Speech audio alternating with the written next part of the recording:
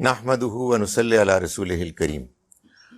آج ہم کو قرآن مجید کا آخری گروپ شروع کرنا ہے، اور انشاءاللہ جو اب ہمیں اگلی آج انکلوڈیڈ 3 راتوں میں اس گروپ کو مکمل کرنا ہے۔ حسن اتفاق سے ہم نے جب آغاز کیا تھا ان کلاسز کا، تو پہلی 3 ہم نے جو نشستیں کی وہ سورہ بقرہ پہ کی تھی، ایک ہی سورہ پہ۔ آخری 3 نشستیں ہیں جو اس آخری گروپ پر مشتمل ہیں۔ اس گروپ میں اللہ تعالیٰ نے آخرت کے آنے کے بارے میں جو اللہ کی طرف سے اطلاع ہے اس کو پورے زور و شور کے ساتھ بیان کیا، اور ایک ترتیب کے ساتھ اللہ نے یہ بتایا کہ کس طرح اب قریش مکہ کی لیڈرشپ اپنے رویے، اپنے کردار کے نتیجے میں اس مقام کی، اس منصب کی حق سے محروم ہو گئی ہے کہ جس پر وہ اب تک فائز تھے، اور انہوں نے اللہ کے گھر کے متولی ہونے کا رول ادا کیا تھا۔ چنانچہ اب اللہ کے آخری رسول کے آنے کے بعد جو رویہ انہوں نے اللہ کے پیغام کے بارے میں اختیار کیا ہے، اس کے بعد وہ اب اس کو اختیار کرنے، سنبھالنے سے محروم ہو گئے ہیں۔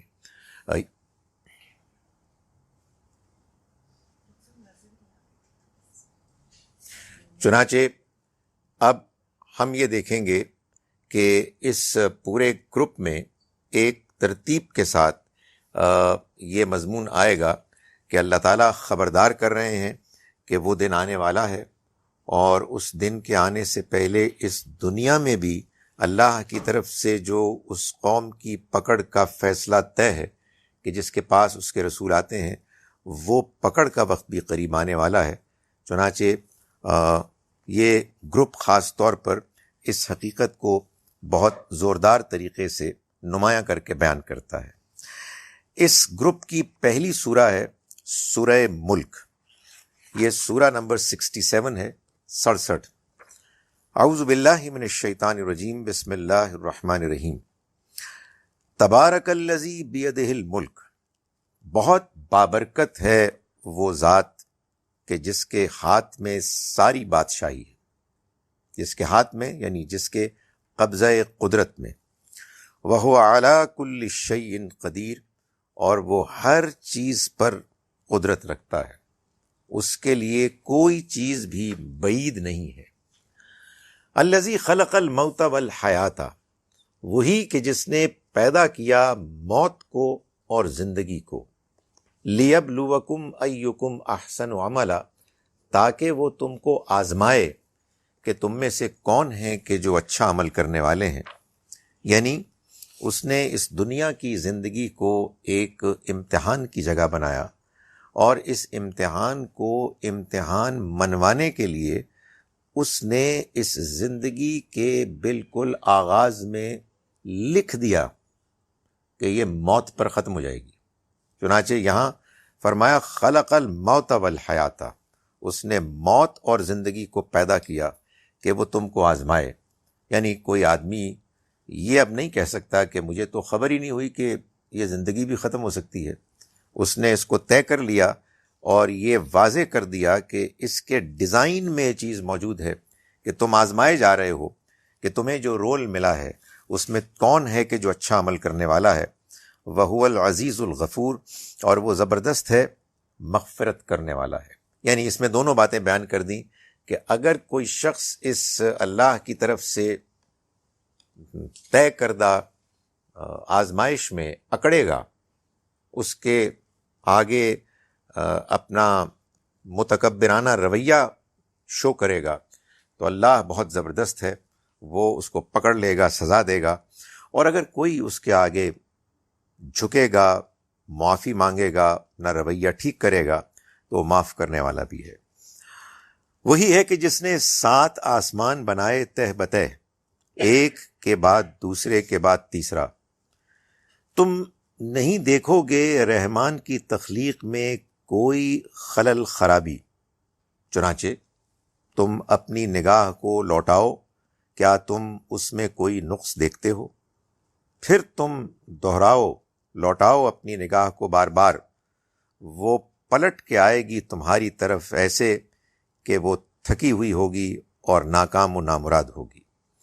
یہ اللہ تعالیٰ نے اپنے اس دنیا کی ڈیزائن کے بارے میں بتایا کہ یہ اللہ کی آزمائش ہے، اور اس کائنات میں جو اس کی نشانیاں پھیلی ہوئی ہیں ان کو دیکھ کر ایک انسان جان سکتا ہے کہ اللہ تعالیٰ کن غیر معمولی صفات کا حامل ہے، یعنی وہ زبردست ہے، ہر چیز پر قدرت رکھنے والا ہے، بڑا حکیم ہے، اور اس کا کوئی کام بیکار اور عبث نہیں ہوتا۔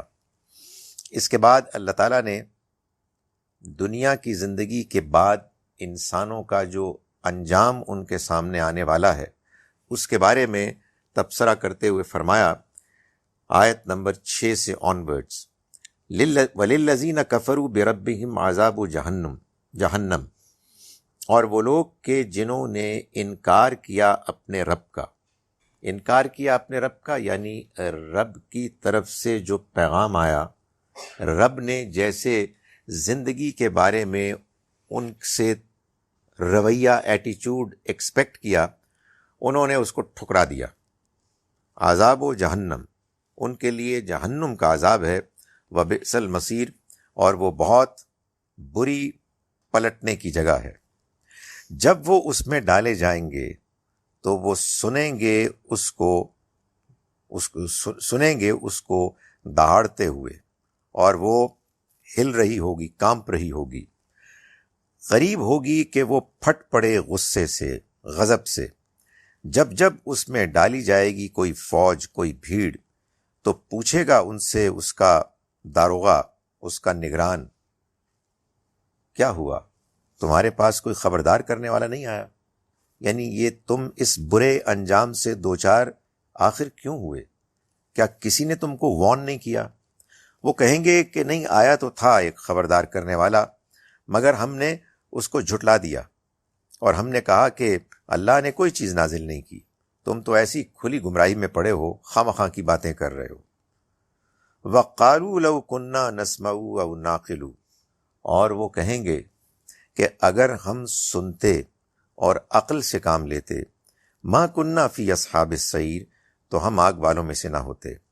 قرآن مجید یہ بتا رہا ہے کہ انسان اپنے برے انجام کو پہنچے گا محض اس وجہ سے کہ وہ دنیا میں بات نہیں سنتا تھا، وہ دنیا میں عقل استعمال نہیں کرتا تھا۔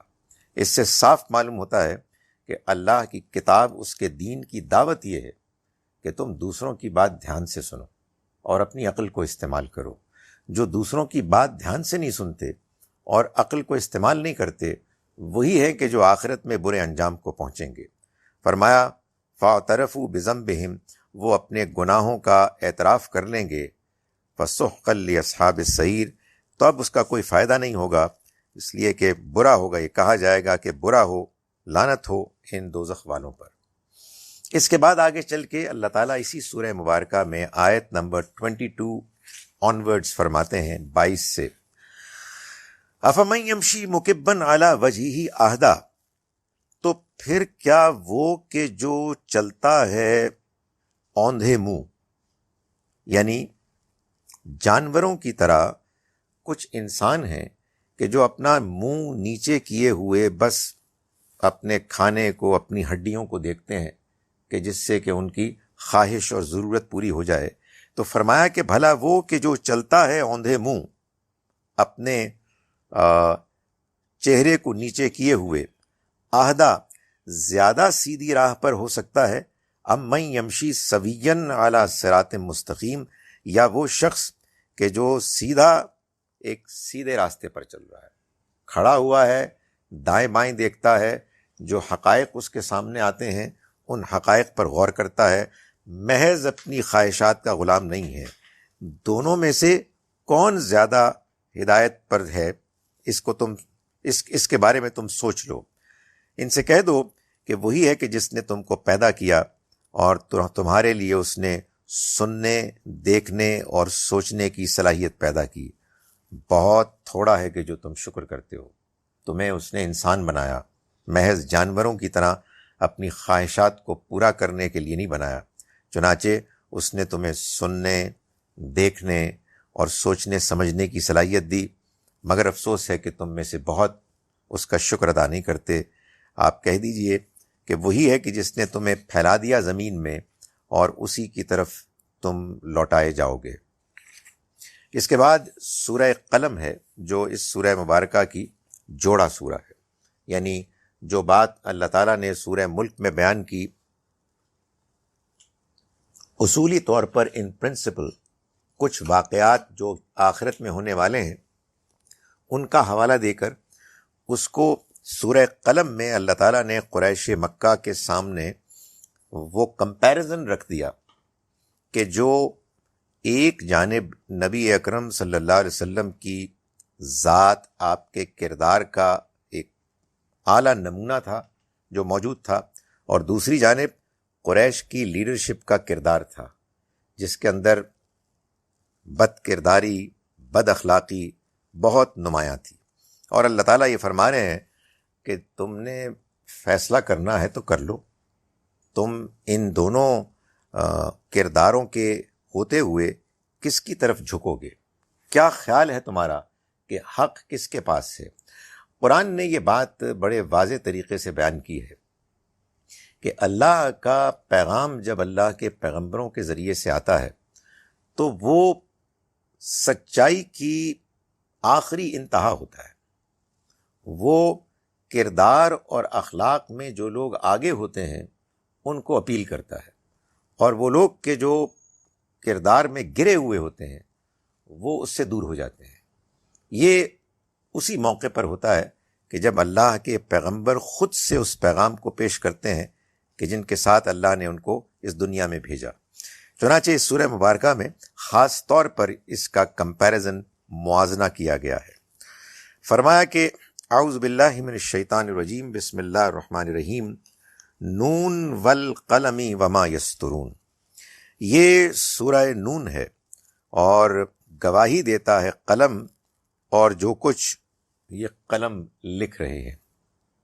اب میں نے اس سے پہلے کئی مرتبہ اس بات کو بیان کر کے ٹال دیا کہ میں حروف مقطعات کے بارے میں آپ کو بتاؤں گا جب سورہ قلم آئے گی.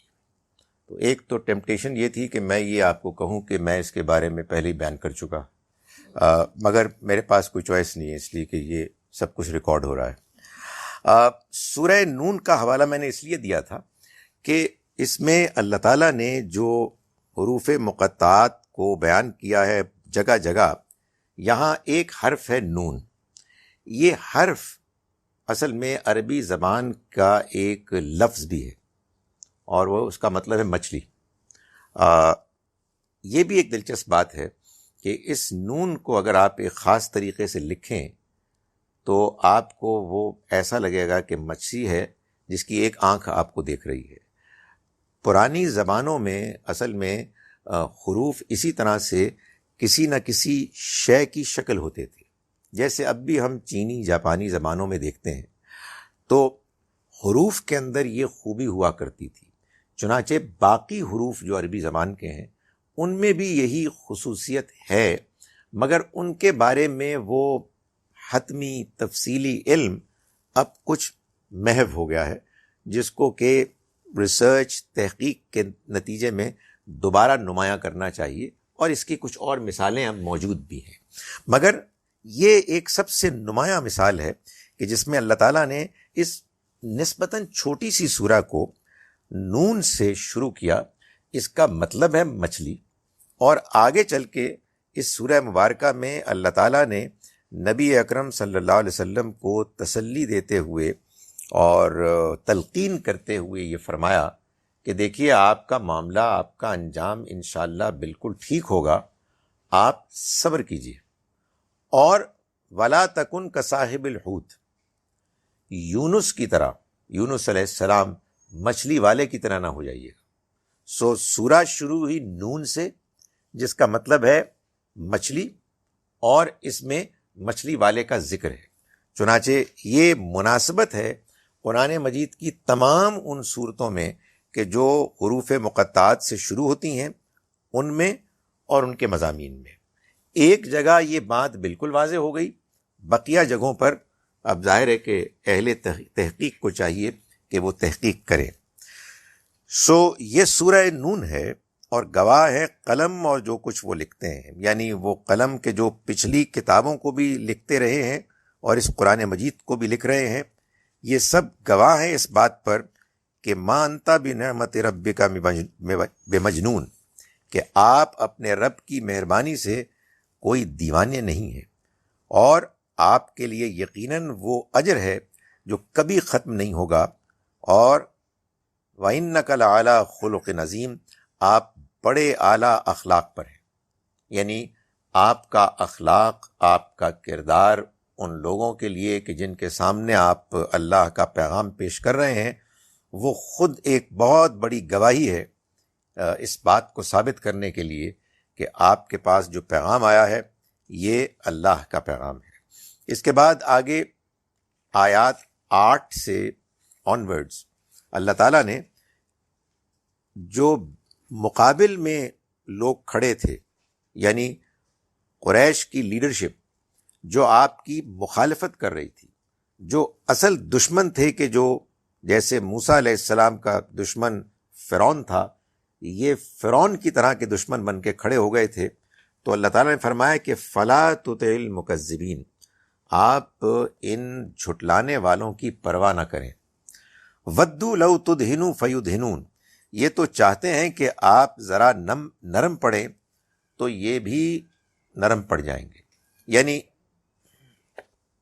ان کا اپنا کوئی موقف نہیں ہے، ان کا اپنا کوئی پوائنٹ آف ویو نہیں ہے، یہ تو بس چاہتے ہیں کہ جس ٹریڈیشن کو انہوں نے اختیار کیا ہوا ہے، جس کی بنیاد پر ان کا یہ نظام چل رہا ہے، ان کے سٹیٹس کو میں کوئی تبدیلی نہ آئے، ان کے کچھ معاشی مصلحتیں ہیں، کچھ ان کے اپنے لیڈرشپ کے مسائل ہیں، یہ اس کو ڈسٹرب نہیں ہونے دینا چاہتے۔ آپ کی طرف سے آئی ہوئی دعوت نے ان کے اس سارے سٹرکچر کو ہلا دیا ہے، چنانچہ وہ چاہتے ہیں کہ آپ کچھ تھوڑے سے ڈھیلے پڑ جائیں تو وہ بھی ڈھیلے پڑ جائیں گے۔ فرمایا وَلَا تُطِعْ كُلَّ حَلَّافٍ مَّهِينٍ، اور آپ بالکل پرواہ نہ کریں ان کی جو ایسے ہیں کہ جو بہت قسمیں کھانے والے ہیں اور بہت گرے ہوئے ہیں۔ ہمازم مشائم بنمیم، یہ کہ جو اشارے باز ہیں اور چغلیاں کرتے ہیں اور چغلیاں پھیلاتے ہیں۔ مناع للخیر، خیر سے بھلائی سے روکتے ہیں۔ معتدن، حد سے آگے بڑھنے والے۔ اثیم، اور لوگوں کے حق مارنے والے ہیں۔ عتلن، اور یہ سخت دل، پتھر دل لوگ ہیں۔ بعد ذالک، اور اس پر مزید یہ کہ زنیم، بے نسب بھی ہیں۔ یہ بے نسب زنیم اصل میں وہ شخص ہوتا تھا کہ جو، یعنی اس کے اور بھی معنی ہیں، جو قبیلے میں شامل ہو جاتا بغیر اس کے کہ وہ قبیلے کو بلونگ کرتا۔ سو بعض لوگ یہ چاہتے کہ وہ ایک خاص قبیلے کی پروٹیکشن میں آ جائیں، تو اگرچہ کہ وہ بیک گراؤنڈ میں تو اس کو بلونگ نہ کرتے، مگر وہ اس میں شامل ہو جاتے اور پھر قبیلے والوں سے زیادہ وفادار اور حامی بننے کے لیے اپنے آپ کو پیش کرتے اور اس کا ثبوت پیش کرنے کی کوشش کرتے۔ اس کے لیے یہ لفظ استعمال ہوا ہے یہاں بے نسب۔ اس کو خاص طور پر میں تفصیل سے اس لیے بیان کر رہا ہوں کہ یہ ہماری بد نصیبی ہے کہ کچھ عرصے پہلے اس ملک نے ایک صاحب کو دیکھا بہت زیادہ کہ جو دین بیان کر رہے تھے اور کھٹیا گالیاں دے رہے تھے، اور وہ یہ کہتے تھے کہ یہ گالی قرآن میں بھی ہے، اور وہ حوالہ یہ دیتے تھے، تو اس حوالے میں کوئی گالی نہیں ہے۔ یہ تو اصل میں یہ بتایا جا رہا ہے کہ اس قریش کی لیڈرشپ میں بعض وہ لوگ بھی شامل ہیں کہ جو قریش میں تھے نہیں خاندانی طور پر، مگر وہ اس کے بعد اس میں شامل ہو گئے، اور ان میں کچھ زیادہ ہی ایگریشن ہے اپنے آپ کو منوانے کے لیے۔ فرمایا یہ سب کیوں ہوا؟ ان کان ذا مال و بنین، اس لیے کہ وہ مالدار تھے اور اولاد والے بیٹوں والے تھے. یعنی اللہ نے چونکہ ان کو نوازا تھا، اس لیے اس کے نتیجے میں ان کے اندر یہ اکڑ پیدا ہو گئی. اذا تتلیٰ علیہ آیاتنا، جب ان کو ہماری آیات پڑھ کر سنائی جاتی تو وہ کہتے کہ یہ تو اگلوں کے افسانے ہیں. اللہ نے فرمایا سنسمہ علی الخرطوم، تو ہم ان قریب سونڈ پر داغیں گے. یعنی یہ ایک بڑا یعنی بلاغت کے ساتھ ایک جملہ یہ بیان کیا گیا کہ یہ لوگ جن کو ہم نے ناک دی تھی، یعنی عزت نفس جو ہر انسان کے اندر موجود ہوتی ہے، جو اپنی حد میں اگر رہے تو بڑی مطلوب چیز ہے. اللہ تعالیٰ یہ نہیں چاہتا کہ آدمی بالکل بے غیرت ہو جائے، اپنے آپ کو ذلیل کرے. اللہ چاہتا ہے کہ انسان اپنی عزت کا خیال رکھے. لیکن اگر یہ عزت، یہ ناک حد سے آگے بڑھ جائے تو پھر یہ تکبر بن جاتی ہے، یہ سونڈ بن جاتی ہے. تو اللہ تعالیٰ نے فرمایا کہ اب ہم اس سونڈ کو داغیں گے. یعنی ہم نے جو ان کو یہ حیثیت دی، انہوں نے اپنی اس حیثیت کو حد سے آگے بڑھا دیا اور متکبرانہ رویے میں وہ اتنے آگے بڑھ گئے کہ ہماری طرف سے آیا ہوا کلام انہوں نے ٹھکرا دیا. اس کے بعد آیات نمبر 34 to 36 میں اللہ تعالیٰ یہ فرما رہے ہیں کہ ان للمتقین عند ربہم جنات النعیم، یقیناً پرہیزگاروں کے لیے ان کے رب کے ہاں نعمت کے باغات ہوں گے. اس کے بعد اللہ تعالیٰ ایک سوال اٹھا رہے ہیں ان لوگوں کے سامنے کہ جو آخرت کے قائل نہیں تھے، جن کا خیال یہ تھا کہ آخرت ہونے کی کیا وجہ ہے. تو اللہ تعالیٰ فرماتے ہیں کہ افنجعل المسلمین کالمجرمین، تو کیا پھر ہم فرما برداروں کو نافرمانوں کی طرح کر دیں گے. یعنی تمہارے خیال میں اگر موت کے بعد کوئی اور زندگی نہیں ہے تو اس دنیا میں جو اعلیٰ ترین اخلاق کردار کے لوگ ہیں اور جو بدترین کردار کے لوگ ہیں، تمہارا خیال ہے دونوں ہی قبرستان میں دفن ہو کے ختم ہو جائیں گے. ما لکم کیف تحکمون، کیا کر رہے ہو تم، کیسا فیصلہ کرتے ہو، تمہیں ہو کیا گیا ہے.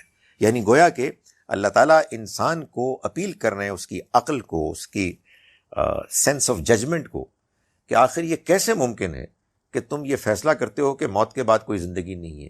اس کا مطلب یہ ہے کہ ہمارے نزدیک فرما بردار نافرمان، اچھے اور برے سب برابر ہیں، سب مر کے ایک برابر ہو جائیں گے، یہ نہیں ہو سکتا.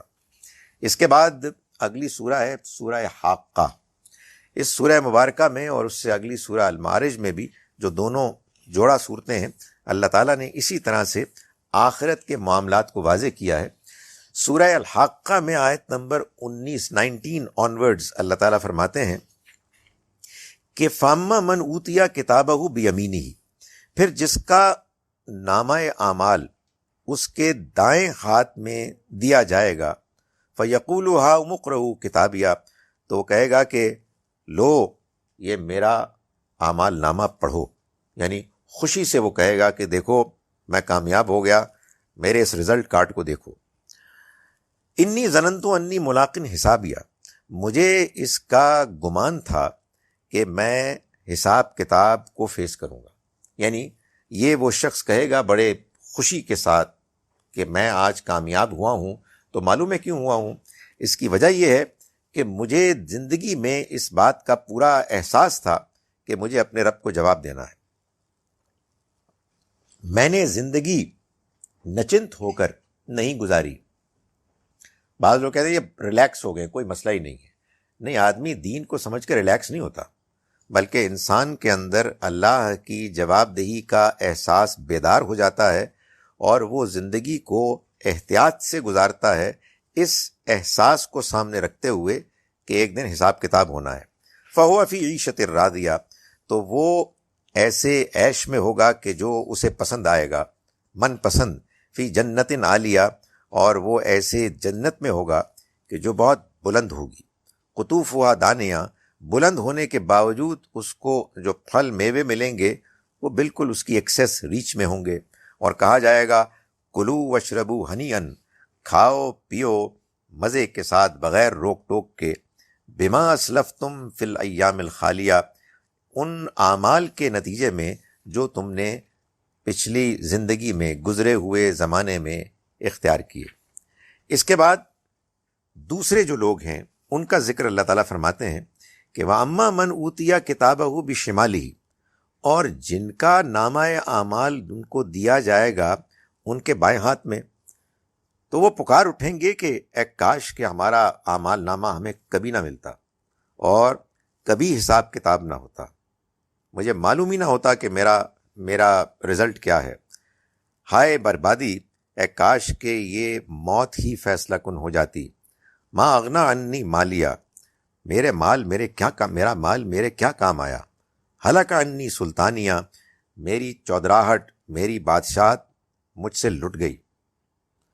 کہا جائے گا خذوہ فغلوہ، اس کو پکڑ لو اور اس کو طوق میں جکڑ لو، ثم الجحیم صلوہ، پھر اس کو جہنم میں جھونک دو، ثم فی سلسلۃ ذرعھا 70 ذراعا فاسلکوہ، پھر ایک ایسی زنجیر میں، یہ پرومپٹنگ ختم نہیں ہوئی معلوم ہوتا ہے کہ ابھی بھی جاری ہے، پھر ایک ایسی زنجیر میں کہ جس کی لمبائی پیمائش 70 ذراعا 70 گز ہے، اس میں اس کو جکڑ لو۔ انہ کان لا یؤمن باللہ العظیم، ہوا کیا، یہ اللہ عظیم پر ایمان نہیں لایا، یعنی جیسے عظیم اللہ کو ماننے کا حق تھا اس نے اس کو نہیں مانا، ولا یحض علی طعام المسکین، اور نہ مسکینوں کو کھانا کھلانے کی ترغیب دی، فلیس لہ الیوم ہاہنا حمیم۔ یہ ویسے ایک عجیب بات ہے، وہ مسکینوں کو کھانا کھلانا، آج کل چونکہ عید قریب آ رہی ہے تو لوگ اتنے ڈیسپریٹلی مانگتے ہیں، معلوم ہوتا ہے کہ ہمارے ہاں غربت، افلاس، مجبوری بہت زیادہ ہے، بہت زیادہ ہے۔ سو اللہ تعالیٰ نے اپنے ماننے والوں کو اس کا پابند کیا ہے کہ وہ ان لوگوں کا خیال رکھیں کہ جو مجبور ہیں، بھوکے ہیں، وسائل ان کے پاس کم ہیں۔ فَلَيْسَ لَهُ الْيَوْمَ هَاهُنَا حَمِيمٌ، تو ان کے لیے اس دن پھر کوئی دوست نہیں ہوگا، یعنی جو ان کے کام آئے گا، وَلَا طَعَامٌ إِلَّا مِنْ غِسْلِينَ، اور نہ ہی ان کے لیے کوئی کھانے کی چیز ہوگی سوائے اس دھون کے، جو میل کچیل ان سے نکلے گا وہی ہوگا۔ لا یأکلہ الا الخاطئون، اور اس کو نہیں کھائیں گے کوئی بھی سوائے وہ لوگ کے جو گناہ گار ہیں۔ اس کے بعد اگلی سورہ ہے سورہ معارج کے، جو سورہ الحاقہ کی جوڑا سورہ ہے۔ اس میں اللہ تعالیٰ نے خاص طور پر ان لوگوں کے رویے پر تبصرہ کیا ہے کہ جو مذاق اڑاتے تھے اور مذاق اڑانے میں ایک خاص تھیم اختیار کرتے تھے کہ یہ آپ ہم کو ڈراتے ہیں، خبردار کرتے ہیں کوئی عذاب آئے گا، ویئر از اٹ، آتا کیوں نہیں ہے؟ تو فرمایا کہ سأل سائل بعذاب واقع، سوال کیا سوال کرنے والے نے اس عذاب کے بارے میں کہ جو آ کے رہے گا۔ اس میں جو انداز ہے اس سے معلوم ہوتا ہے سوال کیا ایسے کہ وہ جلدی مچا رہے ہیں کہ لے آؤ اس کو، کہاں ہے وہ؟ للکافرین لیس لہ دافع، وہ کافروں سے ہٹایا نہیں جا سکے گا۔ من اللہ ذی المعارج، یہ عذاب اس رب کی طرف سے، اس اللہ کی طرف سے آئے گا کہ جو درجات والا ہے، زینوں والا، چڑھتے ہیں فرشتے اور ان میں روح الامین جبریل بھی اس کی طرف، ایک ایسے دن جس کی لمبائی، جس کی ڈیوریشن 50,000 سال کے برابر ہے۔ چنانچہ آپ صبر کیجئے اچھے طریقے کا صبر، یہ بھی انہم یرونہ بعیدا، یہ لوگ اس کو بہت دور دیکھ رہے ہیں، ونراہ قریبا، اور ہم اس کو قریب دیکھتے ہیں۔ یعنی مطلب یہ ہے کہ یہ مذاق اڑا رہے ہیں، ان کا خیال ہے کہ اول تو آئے گا ہی نہیں، اور اگر آئے گا بھی وہ دن تو بہت دور ہے۔ اللہ تعالیٰ فرماتے ہیں کہ ہمارے ہاں تو معاملہ یہ ہے کہ بعض پہلوؤں سے ایک دن تمہارے خیال میں، تمہاری کیلکولیشن میں جو 50,000 سال ہوتے ہیں اس کے برابر ہمارا ایک دن ہوتا ہے۔ اس کا کیا مطلب ہے؟ ظاہر قرآن نے ہم کو بتا دیا کہ اس طرح کی باتیں جو ہیں یہ میٹافوریکل ہیں، متشابہات ہیں، لیکن یہ بتانا مقصود ہے کہ دنیا میں جو تم بے چین ہوتے ہو، بے صبرے ہوتے ہو، تو یہ جان لو کہ یہ وقت تمہارا بہت تیزی سے گزر رہا ہے۔ اللہ کے ہاں جو پلاننگ ہوتی ہے وہ لانگ ٹرم پلاننگ ہوتی ہے، اس میں اللہ تعالیٰ ہر چیز کا لحاظ رکھتے ہیں. اللہ کے نزدیک وہ دن کو دور نہیں ہے. اس کی اسکیم کے مطابق تم اپنی زندگی میں جو تمہارے سامنے فوری امیجیٹ ایکسائٹمنٹس موجود ہیں ان کو سامنے دیکھتے ہوئے سمجھتے ہو کہ ابھی بہت دور ہے. آگے آیات نمبر 19 to 35 میں اللہ تعالیٰ یہ بتا رہے ہیں کہ یہ جو رویہ ہے جلد بازی کا، اس سے اگر کوئی لوگ بچتے ہیں تو وہ کون ہیں؟ فرمایا کہ یہ لوگ بہت بے صبرے ہیں. یعنی انسان معلوم ہوتا ہے یہ انسان بہت جلد باز اور بے صبرے پیدا ہوئے. جب ان کو کوئی تکلیف آتی ہے تو یہ شور مچاتے ہیں، گھبرا اٹھتے ہیں، اور جب انہیں کوئی بھلائی آسانی ملتی ہے تو یہ بخل اختیار کرتے ہیں، کنجوسی کرتے ہیں، منوع روک لیتے ہیں، سوائے نمازیوں کے، الا المصلین، وہ لوگ کہ جو اپنی نماز میں پابندی اختیار کرتے ہیں. معلوم یہ ہوا کہ اگر نماز آدمی ٹھیک طرح سے پڑھے تو انسان کی پرسنالٹی میں وہ بیلنسڈ ایٹیچیوڈ پیدا کرتی ہے. خدا کے آگے 5 وقت کا جھکنا وہ اگر حقیقت میں صحیح جذبے کے ساتھ ہو، شعور کے ساتھ، انڈرسٹینڈنگ کے ساتھ، تو انسان کے اندر یہ جو بے چینیاں ہیں، اینگزائٹیز، بے صبری، جلد بازی، یہ ختم ہو جائے. اگر ختم نہیں ہو رہی تو let's try to improve the quality of our prayers. اس لیے کہ نماز کے بارے میں اللہ تعالیٰ نے فرمایا کہ وہ لوگ کہ جو جلد باز ہیں ان میں اگر کوئی ایکسیپشن ہے تو فرمایا وہ مسلین ہیں، نمازیوں کی، جو اپنی نماز کو میں باقاعدگی اختیار کرتے ہیں. والذین فی اموالہم حق معلوم، اور یہ وہ لوگ ہیں کہ جن کے مال میں ایک طے شدہ حصہ موجود ہے، سوال کرنے والوں کے لیے اور محرومین کے لیے. یعنی انہیں معلوم ہے ہمارا حصہ ہے ہی نہیں، یہ تو ہمارے رب نے اپنی مہربانی اور عنایت سے ہم کو دیا ہے. ہم کون سے بڑے لال بھجکڑ اور قابل لوگ تھے، ایسے ہی تھے جیسے ہی لوگ ہیں، لیکن خدا تعالیٰ نے ہم کو اپرچونٹیز دی، ہم کو پریولیجڈ ایک دیا، سچویشن میں حیثیت دی، تو ہم کو زیادہ مل گیا، ان کو کم ملا ہے. وہ خدا ان کو نہیں دے سکتا تھا، جس نے ہم کو دیا ہے اس کی ریسورسز کیا ختم ہو گئی تھیں. انہیں صاف معلوم ہوتا ہے کہ یہ لوگ ہیں کہ جو اگر محروم ہیں تو اصل میں ان کے مال میں ان کا حق ہے، تو وہ ان کو دیتے ہیں. اور یہ وہ لوگ ہیں کہ جو بدلے کے دن جزا و سزا کی تصدیق کرتے ہیں. یہ وہ لوگ ہیں کہ جو اپنے رب کے عذاب سے ڈرتے رہتے ہیں. رب کے عذاب کے اندیشے سے ڈرتے رہنا یہی مطلوب ہے. یہ خدا تعالیٰ بار بار بیان کرتا ہے. کیوں؟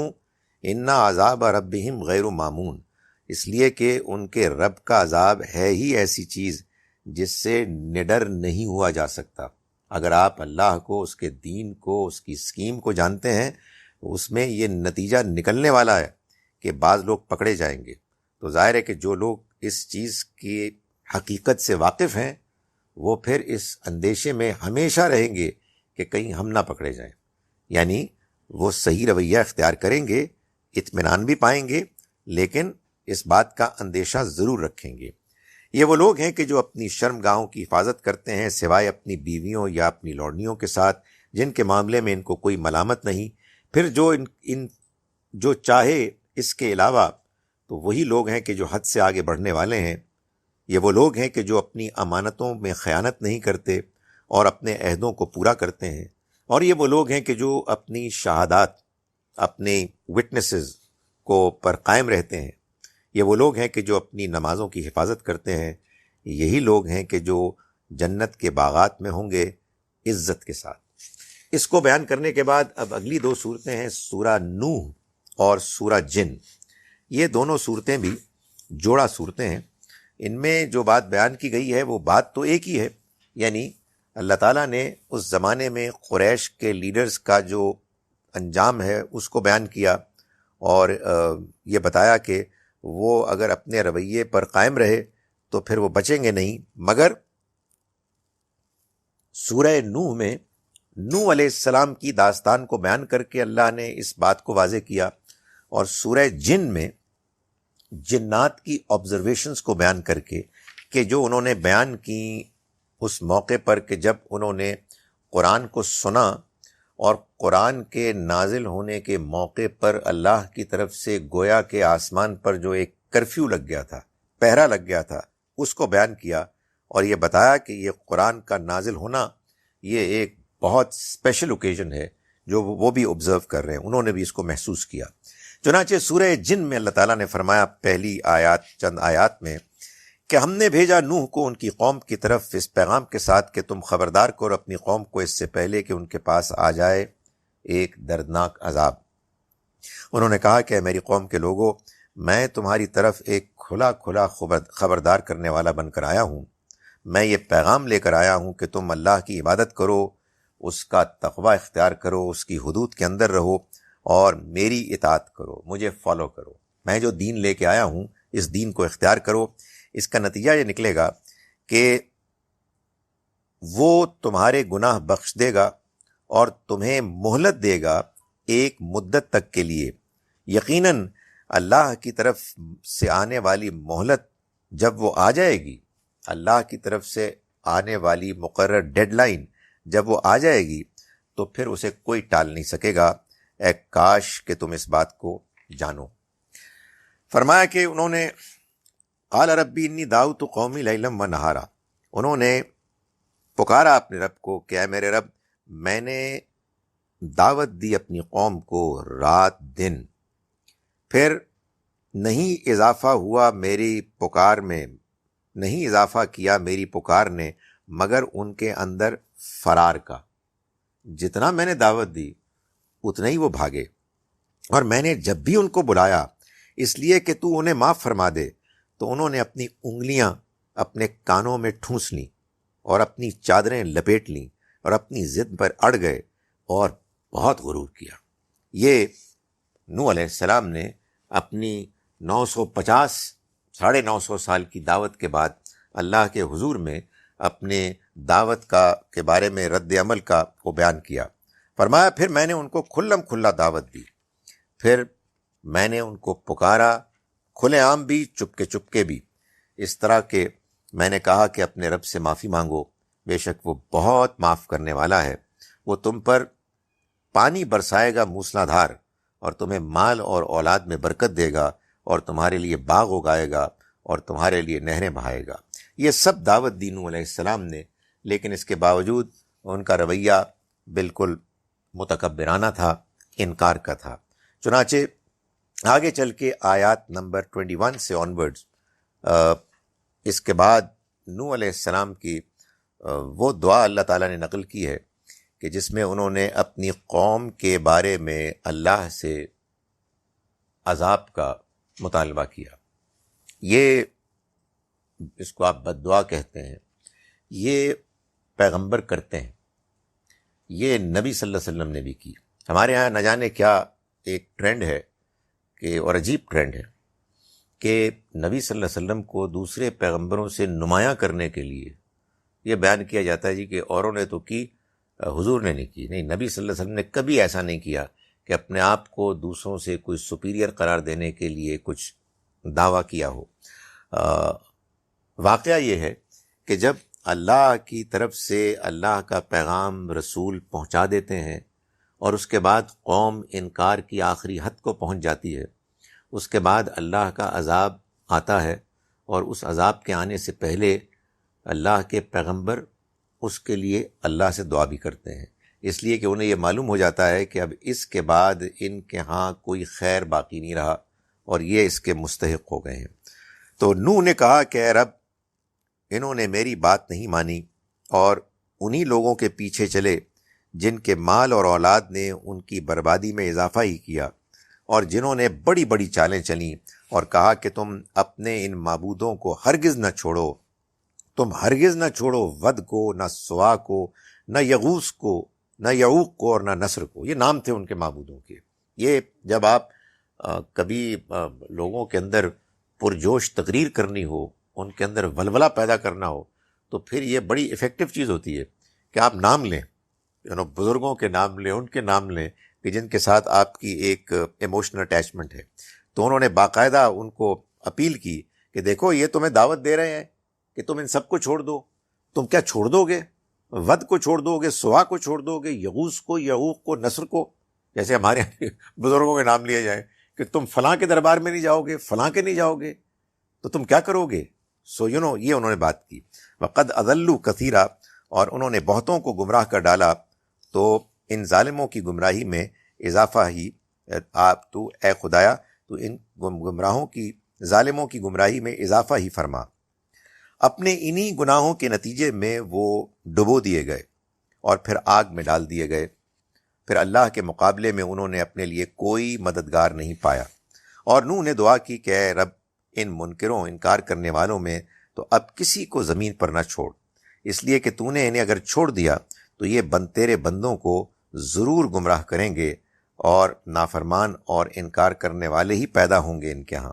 اے رب، تو مجھے معاف فرما دے، میرے ماں باپ کو معاف فرما دے، اور ان سب کو معاف فرما دے جو میرے گھر میں داخل ہوں ایسے کہ ایمان والے ہوں. سب مسلمان مردوں اور عورتوں کو معاف کر دے، اور ان ظالموں کے لیے ان کی بربادی کے سوا کوئی چیز، کسی چیز میں اضافہ نہ کر. اس کے بعد سورہ جن ہے، جو اس سورہ مبارکہ کی جوڑا سورہ ہے. اس میں اللہ تعالیٰ نے حضور کو یہ تسلی دی کہ اگر یہ لوگ آپ کا انکار کر رہے ہیں تو آپ اس کی پرواہ نہ کریں. آپ کی بات تو جنات بھی جب سنتے ہیں، اور ان کے گروہ نے سنی، تو اس کے بعد وہ پکار اٹھے کہ یہ تو اللہ کا پیغام ہے، اور پھر انہوں نے اپنی بعض آبزرویشنز کو بیان بھی کیا.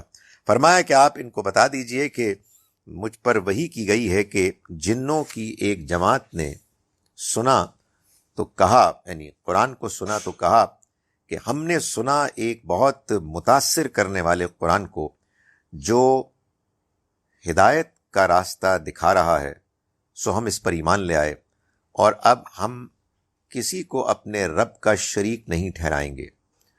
اور یہ بھی انہوں نے کہا کہ ہمارے رب کی شان بہت اونچی ہے، اس نے نہ کوئی بیوی اختیار کی، نہ اس کے ہاں کوئی بیٹا ہوا. اور انہوں نے یہ بھی کہا کہ ہمارے یہ بیوقوف اللہ کے بارے میں بالکل سچائی سے ہٹی ہوئی باتیں کہتے رہے. اور یہ بھی کہ ہم نے سمجھا تھا کہ انسان اور جن اللہ پر کوئی جھوٹ نہیں باندھ سکتے. بعض لوگ بڑے سادہ طبیعت کے ہوتے ہیں، بیوقوف ہوتے ہیں، ان کے سامنے کوئی بھی دین کی بات کرے، ذرا لہجے میں، شکل و صورت میں دیندار ہو، تو وہ کہتے ہیں کیسے ہو سکتا ہے یہ غلط بات کر رہے ہیں. اتنے گلیبل ہوتے ہیں کہ جو بات ان کے سامنے کی جائے، جو گل ان کے سامنے کی جائے، وہ اس کو مان لیتے ہیں. سو وہ کہتے ہیں کہ ہمارا یہ خیال تھا کہ کوئی ایسا انسان نہیں ہو سکتا، نہ جن ہو سکتا ہے کہ جو اللہ کے بارے میں کوئی غلط بات کرے. اور یہ بھی کہ انسانوں میں سے کچھ ایسے بیوقوف بھی ہیں، اور ان جنوں میں سے کچھ جو ان جنوں میں کہ جو بڑے ہیں ان کی دہائی دیتے، ان کو پکارتے، تو انہوں نے ان کی سرکشی میں مزید اضافہ کر دیا. یعنی معلوم ہوتا ہے کہ انسانوں میں سے بعض جنوں کے بارے میں یہ تصور رکھتے کہ وہ بہت سے علاقوں پر ان کا کنٹرول ہے، وہ ان کو پکارتے، ان کی پناہ ڈھونڈتے، اور اس کے نتیجے میں وہ جن اور اکڑتے. اور انہوں نے یہ بھی کہا کہ تمہاری طرح انہوں نے بھی یہی سمجھا کہ اللہ کسی کو مرنے کے بعد دوبارہ زندہ نہیں کرے گا. اور یہ بھی کہ قرآن کو ہم نے جب آسمان کو ٹٹولا، یعنی اب جب ہم دیکھتے ہیں تو وہ سخت پہروں میں جکڑا ہوا ہے اور شہابوں کی بارش ہو رہی ہے. اور یہ بھی کہ ہم پہلے ان ٹھکانوں میں سننے کے لیے جگہ پاتے تھے، مگر اب جو سننے کی کوشش کرتا ہے تو اس کے پیچھے ایک انگارہ چل پڑتا ہے. سو یہ وہی بات ہے کہ جو اس سے پہلے بھی ایک جگہ ہم نے سورہ احقاف میں پڑھی. اللہ تعالیٰ یہ بتا رہے ہیں کہ جنات بھی، ان میں سے جو اچھے جن ہیں، انہوں نے جب اللہ کا کلام سنا تو وہ ایمان لے آئے. اس میں ایک اور پہلو بھی ہوتا ہے.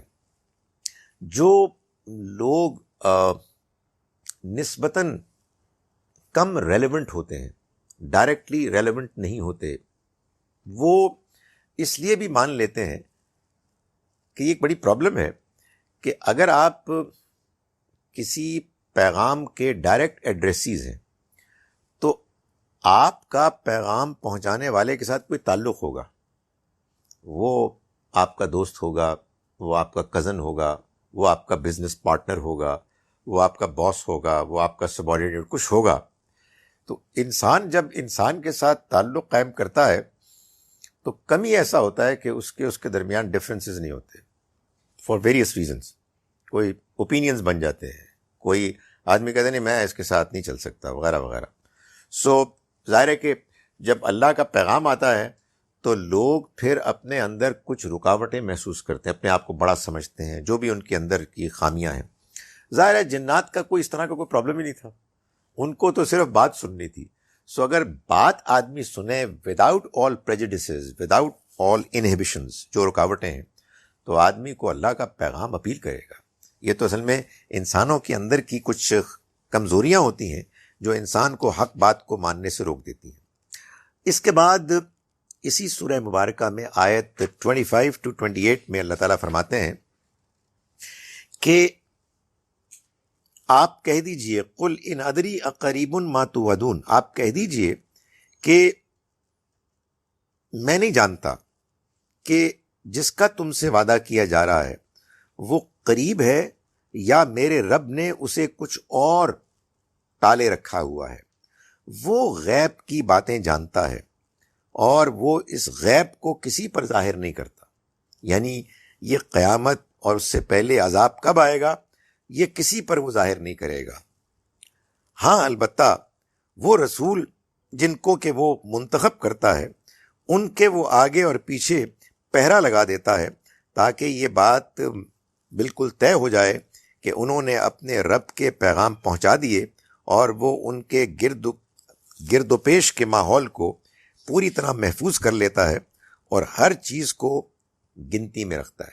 یعنی ان کو کمپلیٹ سیکیورٹی ملتی ہے جو نظر نہیں آتی، لیکن اللہ تعالیٰ اس بات کو انشور کرتے ہیں کہ ان کے پیغمبر جب پیغام لے کر آئے ہیں تو وہ پورے اطمینان کے ساتھ اس پیغام کو پیش کریں، مخالفت ہو، تکلیفیں پہنچیں، لیکن اس کے باوجود وہ پیغام پیش کیا جائے، اس کے راستے میں کوئی ایسی رکاوٹ نہ کھڑی ہو کہ جو رکاوٹ پیغام کے پیش کرنے میں مزاحم ہو جائے، وہ اس پیغام کو پیش نہ کرنے دے. اس کے بعد جو دو صورتیں ہم نے آج آخری دیکھنی ہیں وہ سورہ مزمل اور سورہ مدثر ہے. دونوں جوڑا صورتیں ہیں، دونوں کے نام بھی اصل میں ایک طرح کے ہی ہیں، مطلب بھی ایک ہی ہے، چادر میں لپٹے ہوئے، یعنی مزمل اور مدثر دونوں کا یہ مطلب ہے. نبی اکرم صلی اللہ علیہ وسلم پر جب اب ابتدا میں وحی نازل ہوئی تو آپ کے اوپر ایک فکر غالب تھی، آپ پریشان ہوتے، آپ لوگوں کا رد عمل دیکھ کے آپ غمگین ہوتے. تو اس موقع پر وہ ایک چادر میں لپٹ کر اور اللہ کی طرف رجوع کرنے کا ایک آپ کے اندر رجحان ہوتا.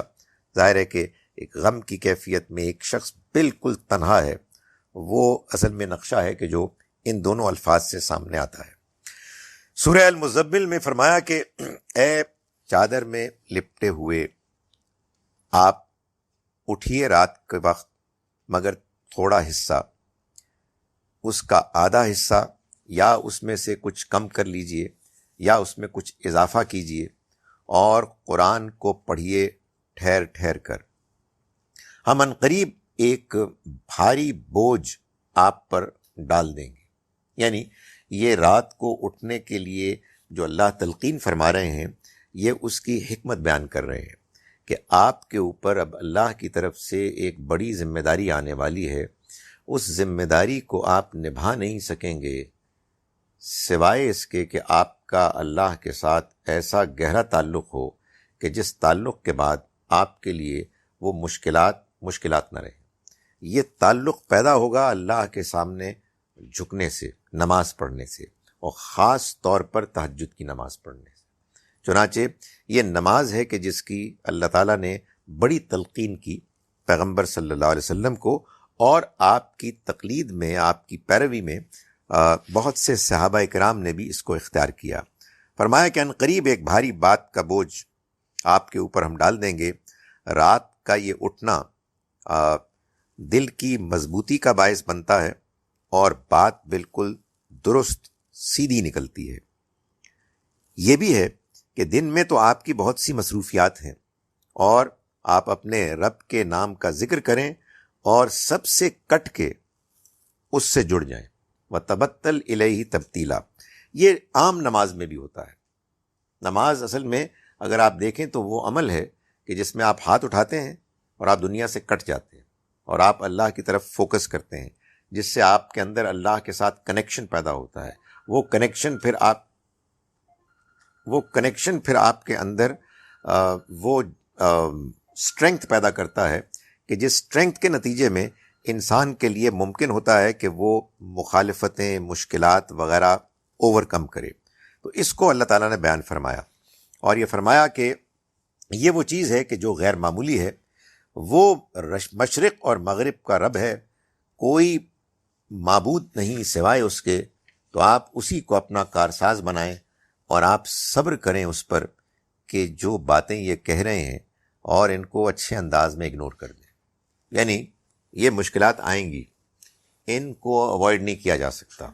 جو کام کیا جا سکتا ہے وہ یہ ہے کہ آپ اللہ کے ساتھ تعلق قائم کریں اور اپنے آپ کو اتنا مضبوط کر دیں کہ آپ ان چیزوں سے زیادہ متاثر نہ ہوں. یہ اللہ تعالیٰ نے خاص طور پر تہجد کی نماز کے بارے میں فرمایا اور یہ ظاہر ہے کہ بالکل ابتدائی میں بات بیان فرما دی، لیکن اس نماز کو میں نے گزارش کی کہ صحابہ کرام بھی پڑھتے تھے.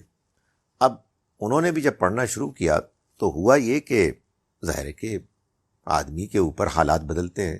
آدمی سفر میں ہوتا ہے، آدمی بیمار ہوتا ہے، آدمی بعض اوقات بہت تھکا ہوا ہوتا ہے. تو اب کیا یہ پابندی ایک باقاعدہ پابندی ہے کہ جس کو کسی صورت نظر انداز نہیں کیا جا سکتا؟ تو یہ فرمایا آخری آیت میں، آیت نمبر 20 میں، کہ تمہارا رب خوب جانتا ہے کہ تم کبھی 2/3 رات کے قریب، کبھی آدھی رات اور کبھی 1/3 رات کھڑے رہتے ہو اس کے حضور میں، اور تمہارے کچھ ساتھی بھی. اللہ ہی ہے کہ جو رات اور دن کی تقسیم کو طے کیے ہوئے ہے. اس نے جان لیا کہ تم لوگ اسے ہر وقت نبھا نہیں سکو گے، تو اس نے تم پر عنایت کی. چنانچہ اب قرآن میں سے جتنا ممکن ہے تم پڑھ لیا کرو. اسے معلوم ہے کہ تم میں بیمار بھی ہوں گے، اور وہ بھی کہ جو اللہ کے فضل کی تلاش میں، یعنی بزنس کے لیے، کاروبار کے لیے سفر کریں گے، اور کچھ دوسرے وہ بھی ہوں گے کہ جو اللہ کی راہ میں جہاد کے لیے نکلیں گے. اس لیے جتنا ممکن ہو اس میں سے پڑھ لیا کرو، اور بقیہ نمازوں کا اہتمام کرو، زکوٰۃ ادا کرتے رہو، اور اللہ کو نیکی کے، بھلائی کے کاموں میں قرض دو اچھے طریقے سے. اچھا قرض، جو کچھ بھی بھلائی تم اپنے لیے آگے بھیجو گے، یہ یقین رکھو کہ اللہ کے ہاں اس سے بہتر اور درجے میں زیادہ برتر پاؤ گے. اللہ سے معافی طلب کرو، بے شک اللہ مغفرت کرنے والا، رحم کرنے والا ہے. اس کی جو جوڑا سورہ مدثر ہے، اس میں اللہ تعالیٰ نے یہ بتایا کہ وہ بھاری بوجھ ذمہ داری کیا ہے جس کے لیے اللہ تعالیٰ نے پہلے، آپ کہیے کہ اسپرچول پریپریشن کے لیے تہجد کی نماز کی رہنمائی کی. وہ بوجھ اب یہاں بیان کیا جا رہا ہے. فرمایا اعوذ باللہ من الشیطان الرجیم، بسم اللہ الرحمن الرحیم. یا ایھا المدثر، اے چادر میں لپٹے ہوئے، چادر کو اوڑھ کر بیٹھنے والے، قم فانذر، آپ اٹھیے، چنانچہ آپ خبردار کیجیے اور اپنے رب کی بڑائی کو بیان کیجیے اور اپنے دل کے دامن کو پاک کیجیے، اور آپ شرک کی گندگی سے بالکل دور ہو جائیے، اور یہ خیال کر کے کہ بہت حاصل کر لیا، بہت کام کر لیا، آپ اپنے کام کو ختم نہ کریں اور اپنے رب کے فیصلے کے انتظار میں صبر کیجیے.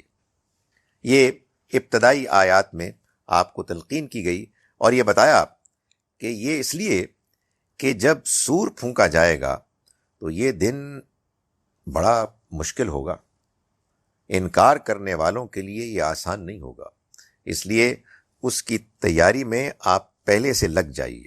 یعنی اللہ نے ہمیں جو اطلاع دی ہے اس دنیا کے انجام کے بارے میں، اس کے پیش نظر آدمی کو اپنے آپ کو اس سے بچانے کے لیے اللہ کے حضور میں جھکے رہنا چاہیے، اس سے معافی مانگنی چاہیے، اس سے ڈرتے رہنا چاہیے، تاکہ وہ دن کے جو بہرحال بہت سے مجرموں کے لیے بہت دشوار اور کٹھن ہوگا، اس سے دعا کرنے والے، اللہ سے مانگنے والے کے لیے آسانیاں حاصل ہوں. آگے چل کے اللہ تعالیٰ نے یہ بتایا آیت نمبر 11 آنورڈز میں کہ یہ جو یعنی اسی کے ساتھ یہ مضمون لگا ہوا ہے کہ یہ جو فرمایا کہ یہ بہت سے لوگوں کے لیے یہ مشکل دن ہوگا. یہ کون لوگ ہیں؟ فرمایا ذرنی ومن خلقت وحیدا، آپ چھوڑ دیں مجھ کو اور اس کو کہ جس کو میں نے پیدا کیا بالکل اکیلا. وجعلت لہ مالا ممدودا، اور پھر میں نے اس کو مال دیا پھیلا ہوا، کوئی یہاں ہے کوئی وہاں ہے. وبنینا شہودا، اور بیٹے دیے جو ساتھ اس کے موجود ہیں. یہ بیٹوں کا ذکر خاص طور پہ قرآن مجید میں اس لیے آتا ہے، اس سے پہلے کہ بیٹیوں کے بارے میں سوال ہو، کہ وہ زمانہ وہ تھا کہ جس میں قبائلی دور میں بہت بڑا ایشو ہوتا تھا. میں بول رہا ہوں، مجھے خیال ہو رہا ہے کہ وہ ایشو تو ابھی بھی ہے. Security was a very important consideration, اس لیے کہ دائیں بائیں دشمن ہوتے تھے، دوسرے قبیلے بھی ہیں، مار دھاڑ ہو رہی ہے، لوٹ مار ہو رہی ہے. خاص طور پر عربین پیننسلا میں آپ دیکھیں نا، ریسورسز تو ہیں نہیں، کوئی کھانے پینے کے لیے بھی بعض اوقات بہت مشکل ہوتی تھی. سو لوگ آپس میں لڑتے تھے. چنانچہ جن کے پاس جس کے بیٹے ہوتے زیادہ تعداد میں، جوان ہوتے اور وہ بھی لڑنے کے قابل ہوتے، تو وہ ایک بہت بڑا ایسٹ پریولیج سمجھا جاتا ہے. فرمایا تو میں نے اس کو بیٹے دیے جو اس کے آس پاس دائیں بائیں موجود تھے. وَمَّهَّدتُّ لَهُ تَمْهِيدًا، اور میں نے اس کے لیے راستہ ہموار کیا. یہ ظاہر ہے اللہ تعالیٰ ہی کرتا ہے، جس کو ترقی دیتا ہے، جس کے لیے آسانیاں کرتا ہے دنیا میں، جو آگے بڑھتا ہے وہ یہ خیال نہیں کرتا کہ یہ سب کچھ اللہ کی مہربانی سے ہو رہا ہے. فرمایا کہ ثم یطمع ان ازید، پھر اس نے چاہا کہ میں اس کو اور زیادہ دوں. نہیں، یہ ہماری آیات کا دشمن بن گیا، تو میں اب اس کو سخت چڑھائی چڑھاؤں گا. اس کے بارے میں اللہ تعالیٰ نے اگلی آیات میں یہ بتایا کہ یہ وہ شخص تھا، یعنی ایک شخص نہیں، بہت سے لوگ تھے، ایک کریکٹر تھا کہ انہوں نے جب اپنی اس پوزیشن آف پریولیج میں یہ محسوس کیا کہ ایک پیغام آ گیا جو ان کو چیلنج کر رہا ہے. یعنی وہ باقاعدہ لیڈرز تھے، ان کو لوگ مانتے تھے، ان کا روپ تھا، ان کے فیصلے نافذ ہوتے تھے. تو اچانک ایک پیغام آ گیا. یہ ہوتی ہے آزمائش. بس جنات کو کیا پرابلم ہے؟ جنہوں نے دیکھا کہ بھائی انسان کے پاس ایک اللہ کا پیغام آیا ہے، وہ تو بالکل آبجیکٹو تھے، ان کو تو کوئی درمیان میں کوئی رکاوٹ ہی نہیں تھی. ان کا یہ بالکل ٹھیک پیغام ہے. یہ تھے کہ جن کے لیے مصیبت پڑ گئی تھی. اس پیغام کے آنے کے بعد ان کا دین، ان کی ٹریڈیشن، ان کی سیاست، ان کی چودراہٹ، سب کچھ ملیا میٹ ہونے والی تھی.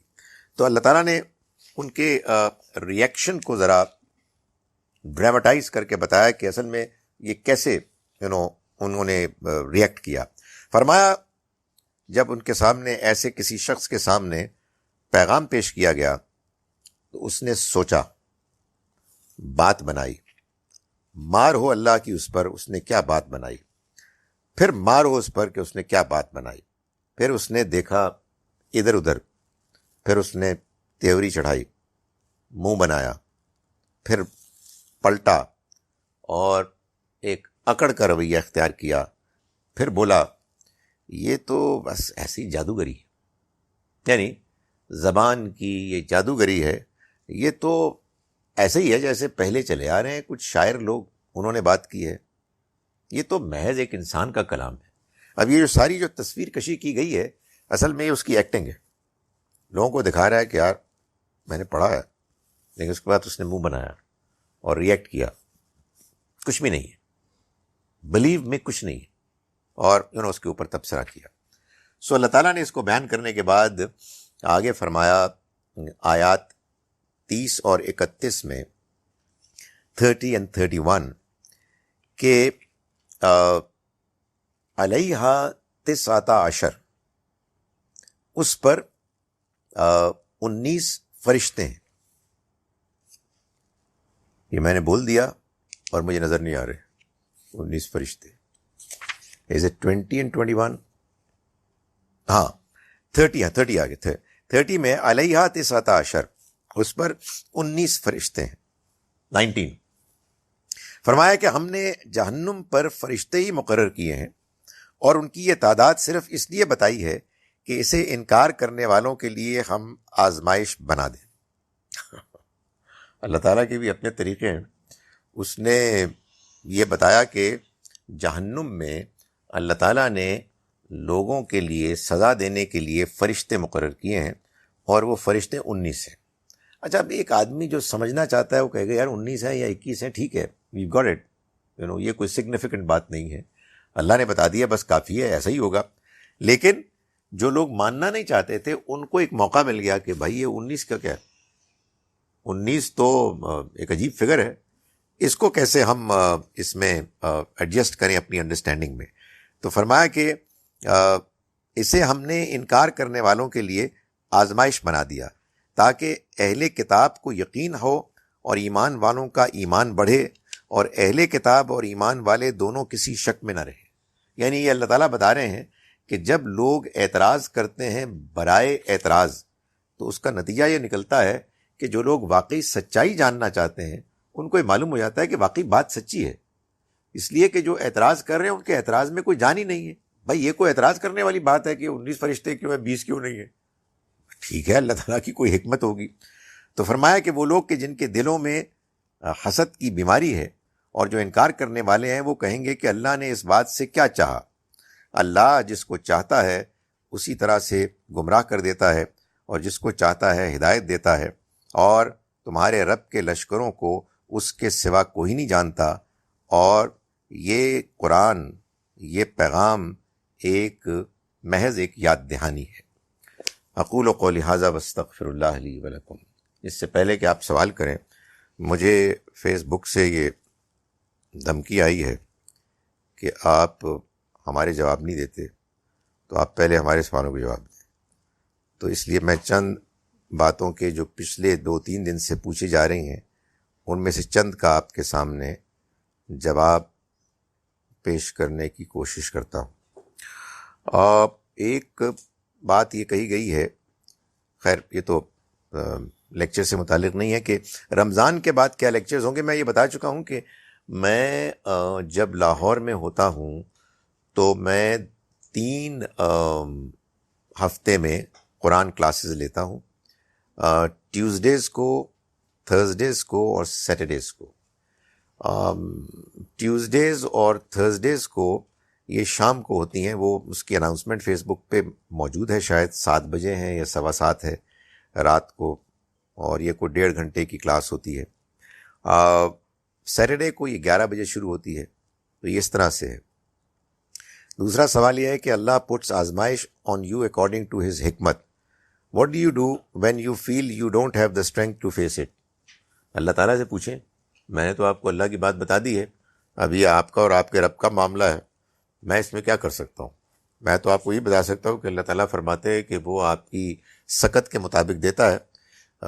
آپ محسوس کرتے ہیں کہ نہیں اس سے زیادہ ہو گیا ہے، آپ اپنا ڈائریکٹ کنیکشن اس سے کریں اینڈ انشاءاللہ ہی ول رسپونڈ ٹو یو. مگر ایک بات نہ بھولیں، اپنے آپ کو بلیم کرنے سے اگر آپ کترائیں گے تو پھر کچھ نہیں ہو سکتا. یعنی جو اپنی رسپانسبلٹی ہے اس کو پورا کریں، دائیں بائیں دیکھیں آپ سے کیا غلطیاں ہوئی ہیں، آپ نے کہیں کو گڑبڑ تو نہیں کی ہے، کہیں کو طبیعت میں ایسی کوئی پرابلم ہے کہ جس کا علاج کیا جا سکتا ہے، اس کا علاج کرائیں. لیکن جان لیں کہ اللہ تعالیٰ لوگوں کو جب آزماتا ہے تو ان کے حالات سکت کے مطابق ہی آزماتا ہے. If husband does not give divorce, then one should fight it out in the courts for years. Should not there be a time limit؟ دیکھیں میں یہاں دینی جوابات دے رہا ہوں. اگر کہیں کسی مسلمان معاشرے میں کوئی گڑبڑ ہے اس کو ٹھیک ہونا چاہیے. آئی ایگری ود یو کہ یہ بدتمیزی ہے کہ ہسبینڈ جو ہے وہ اس کو لنگر آن کرے. اس میں ایک ٹائم لمٹ ہونی چاہیے, اس کو پابند کرنا چاہیے کہ وہ ایسا نہ کرے. لیکن ان دونوں چیزوں میں فرق کریں. مسلمانوں نے جو کچھ گڑبڑ کی ہے اس کے ذمہ دار میں نہیں ہوں. میں تو آپ کو یہاں کوشش کرتا ہوں کہ یہ بتانے کی کوشش کروں کہ قرآن کیا کہہ رہا ہے. کیا قرآن میں عورت کی طرف سے طلاق لینے کا طریقہ بتایا گیا ہے؟ دیکھیں, ایک اصولی بات بتا دی گئی ہے کہ اگر عورت کو طلاق لینی ہے تو طلاق کا مطالبہ کرے. اگر مرد جو ہے وہ شوہر ضد میں آ گیا ہے اور وہ اس لیے طلاق نہیں دے رہا کہ اس نے اپنی بیوی کو 2 گاڑیاں دی ہوئی ہیں تو اس کو طلاق دے گا, وہ بھی لے جائے گی, تو وہ کہے اس کو واپس لے لو. میں اس کو, اللہ تعالیٰ فرماتے ہیں میں اس کو مائنڈ نہیں کروں گا. یعنی کم اپنے آپ کو پیچھا چھڑانے کے لیے اگر یہ کر لو. نہ جانے یہ کیسے ہوا کہ اس کے نتیجے میں لوگوں نے یہ سمجھا کہ جب آپ خلا لیتے ہیں تو سب کچھ واپس کرنا پڑتا ہے. نہیں, یہ اللہ تعالیٰ نے بتایا ہے کہ بعض بیکار قسم کے جو مرد ہوتے ہیں, جو اتنے گرے ہوئے ہوتے ہیں کہ جو ایک عورت کو تنگ کر رہے ہیں محض اس لیے کہ ان کے اندر یہ لالچ ہے کہ اگر ہم نے اس کو طلاق دی تو یہ جو میں نے اچھے زمانے میں اس کو گفٹ دی تھی یہ لے کے چلی جائے گی. تو اللہ تعالیٰ کہتے ہیں اس بیکار آدمی سے پیچھا چھڑاؤ گی نا تم اس کو واپس کر کے, تو میں مائنڈ نہیں کروں گا. یہ اصل میں بات بیان کی گئی ہے. اس سے یہ ہرگز اصول نہیں نکلتا کہ ہمارے دین میں خلا میں یہ لازم ہے کہ عورت اپنے تمام گفٹس واپس کر دے. یہ ایسا نہیں ہے. یہ ریئر کیسز میں اس شخص کے لیے ہے کہ جو بڑا گرا ہوا آدمی ہے, کمینہ آدمی ہے, اور اس کا کوئی امکان ہی نہیں ہے کہ وہ اپنا مہر واپس کرے. یہ مہر کی بات نہیں ہو رہی ہے, یہ تو اس گفٹ کی بات ہو رہی ہے. اس نے کوئی جیولری کا سیٹ لے کے دیا, اس نے کوئی پلاٹ لے کے دیا اور وہ اب چھوڑنا نہیں چاہتا. اس طرح کی بات کی گئی ہے. درس کے بعد کوئی ایک حدیث بھی بیان کیا کیجیے. اب دیکھیں, حدیث لیٹ می ایڈمٹ ایک بہت مشکل مضمون ہے, بڑی ذمہ داری کی چیز ہے. قرآن مشکل ہے لیکن آسان بھی ہے. پورا قرآن ہمارے پاس موجود ہے. آپ کی بات میں نے سن لی, میں اس پہ سوچوں گا. آئی ایم شیور کہ حدیث کو بیان کرنا چاہیے اور صحیح طریقے سے بیان کرنا چاہیے, اس لیے کہ اصل میں ہمارے ہاں دینی انڈرسٹینڈنگ میں جو گڑبڑ ہوئی ہے وہ بنیادی طور پر حدیث کے حوالے سے ہوئی ہے. اس لیے حدیث کو صحیح طرح سے پیش کرنا چاہیے. Thank you for the idea. میں انشاءاللہ اس پہ ضرور سوچوں گا. کیا بیوی کی تربیت کے بارے میں شوہر سے پوچھا جائے گا, اور کیا اگر وہ نہیں مانے تو پھر؟ دیکھیں, بات یہ ہے کہ شوہر سے بیوی کے بارے میں, بیوی سے شوہر کے بارے میں, بچوں کے بارے میں, سب کے بارے میں پوچھا جائے گا, مگر اتنا ہی جتنا کہ انسان کے لیے ممکن ہے.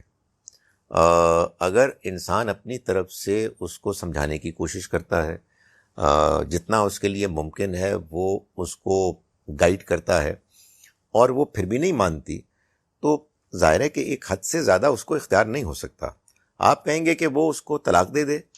بعض اوقات یہ ضروری نہیں ہے. ابھی ہم نے کل ہی پڑھا شاید کہ اللہ تعالیٰ نے فرمایا کہ دیکھو تمہاری بیویوں میں, تمہارے اولاد میں تمہارے دشمن بھی ہیں, لیکن اس کا یہ مطلب نہیں ہے کہ تم جھگڑے کرتے رہو. اگر تم معاف کرو, تم درگزر کرو, تو اللہ بھی معاف کرنے والا ہے. سو ایک اچھا ایٹماسفیئر رکھنے کی کوشش کرنی چاہیے. بعض اوقات اگر صورتحال حد سے آگے بڑھ جائے تو اس میں کوئی شک نہیں ہے کہ آدمی بعض اوقات ایک ایکسٹریم فیصلے کا بھی کے بارے میں سوچ سکتا ہے. لیکن یہ سارے جو ذمہ داریاں ہیں دوسروں کے بارے میں, یہ بس اس حد تک ہیں کہ آپ بات سمجھائیں اور سلیقے سے سمجھائیں, اچھے انداز میں, حکمت کے ساتھ. چلیے, یہ ذمہ داری میری پوری ہوگی. اب آپ لوگ اپنے سوالات بھول چکے ہیں. جی,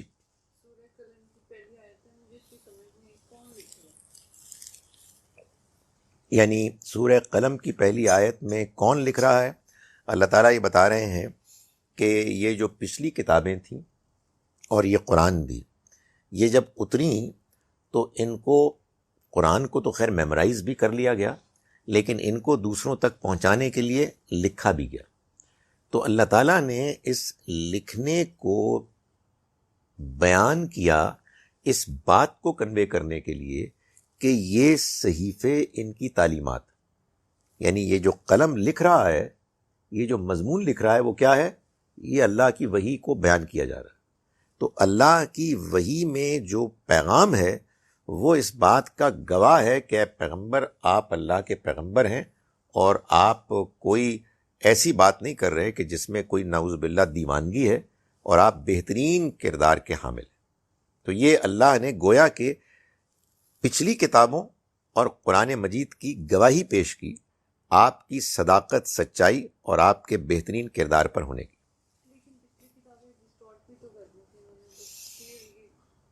ڈسٹارٹ کر دی تھیں، لیکن اس میں بہت سی چیزیں وہ بھی ہیں کہ جو آج تک بالکل ٹھیک ہے. اگر آپ قرآن مجید سے پوچھیں پچھلی کتابوں کے بارے میں تو قرآن مجید آپ کو یہ بتاتا ہے کہ پچھلی کتابوں میں بہت سی باتیں اب بھی ٹھیک ہیں، اور پچھلی کتابوں میں بعض چیزیں ہیں جو ڈسٹارٹ ہو گئی ہیں. قرآن مجید کا کمال یہ ہے کہ قرآن پورے کا پورا اللہ کی کتاب ہے، بالکل محفوظ ہے، اس میں کوئی باطل داخل ہی نہیں ہو سکتا.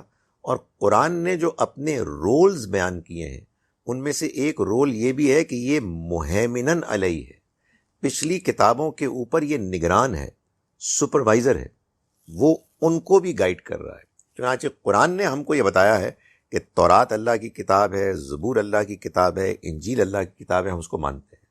قرآن نے ان کتابوں میں بعض چیزیں بیان کی ہیں جو ٹھیک ہیں، اور بعض چیزیں بیان کی ہیں جو غلط ہیں، اور بہت سی چیزوں کو ہم پر چھوڑ دیا ہے کہ ہم اپنے طور پر قرآن کو پڑھیں اور ان کو بھی پڑھیں، اور اپنا جو انڈرسٹینڈنگ اور ٹیسٹ ہے اس سے فیصلہ کریں.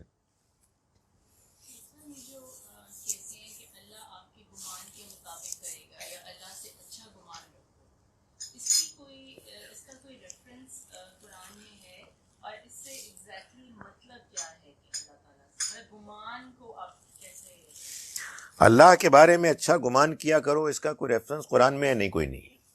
یہ بات بعض اوقات حدیث کے ذریعے سے بیان کی جاتی ہے، لیکن اس کا مطلب یہ ہے کہ یعنی ظاہر ہے کہ قرآن کی کوئی آیت ہو یا حدیث کا کوئی بیان ہو، یہ پورے دین کے مجموعی بیان جو نظام ہے اس میں رکھ کے اس کو دیکھنا چاہیے. اس کا مطلب یہ ہے کہ تم نے بہت گناہ کیے، تم بہت دور نکل گئے گمراہی میں، اب تم کہتے ہو کہ یار اللہ کیسے معاف کرے گا؟ نہیں، اچھا گمان رکھو، اللہ ہر چیز معاف کرنے والا ہے. یہ ہے اصل میں اللہ کے بارے میں صحیح گمان. لیکن اس کا یہ دوسرا مطلب نہیں ہے کہ تم اللہ کے بارے میں گمان رکھو کہ آپ تو ٹس سے مس نہیں ہوں گے، وہ بڑا مہربان ہے، وہ بڑا کرم کرنے والا ہے. یہ اصل میں غلط گمان ہے. تو اسی لیے میں کہتا ہوں کہ ہر سٹیٹمنٹ جو قرآن مجید کی ہے یا کوئی حدیث میں ہے، اس کو ایک آئسولیٹڈ ایک انڈرسٹینڈنگ کے ساتھ نہیں اختیار کرنا چاہیے، اس سے گائیڈنس لینی چاہیے، بلکہ پورے دین کے نظام میں جو اس کا مطلب بنتا ہے وہ سمجھنا چاہیے. سو اللہ کے بارے میں آپ اچھا گمان کریں کہ وہ آپ کی دعائیں سن رہا ہے، وہ آپ کو ہدایت میں آگے بڑھائے گا، آپ اس سے جو مانگیں گے وہ سنے گا اور اس کے اس حصے کو امپلیمنٹ کرے گا کہ جو ہمارے لیے بہتر ہے. یہ اللہ کے بارے میں اچھے گمان ہیں. اگر آدمی کوئی سوچے کہ نہیں میرے حالات اب اتنے بگڑ گئے ہیں، اللہ تعالیٰ بھی کچھ نہیں کرے گا، تو یہ ظاہر ہے کہ ایک انسان کی وہ بد نصیبی ہے کہ جس کے بعد وہ اپنے آپ کو اپنے حالات سے آگے نہیں کر سکے گا، امپروو نہیں کر سکے گا. چلیں، یہ تو اے سی کی آواز بڑی زبردست آ رہی ہے. جی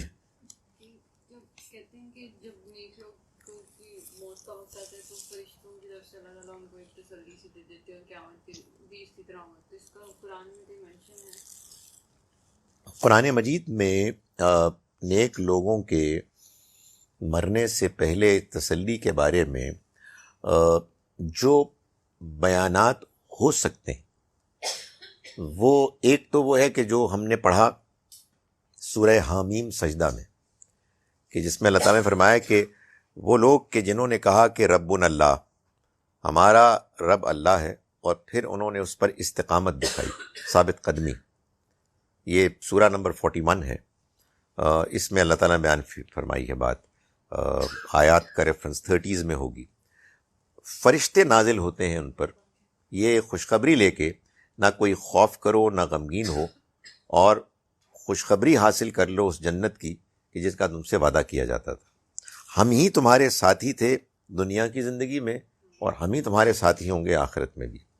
اسی طرح سے ایک بڑی واضح خوشخبری جو مرنے والوں کے بارے میں اللہ تعالیٰ نے بیان فرمائی ہے، وہ شاید کل کے پرسوں اس کی باری آئے، جس میں سورہ فجر میں اللہ تعالیٰ فرماتے ہیں یا ایتھا النفس المطمئنہ، یہ سورہ نمبر 89 ہے، بالکل آخر میں، اے وہ نفس کے جو بالکل مطمئن ہے، یعنی جس نے اس دنیا کی زندگی میں اچھے اور برے دونوں حالات میں اللہ کے فیصلوں پر ایک اطمینان کا اظہار کیا.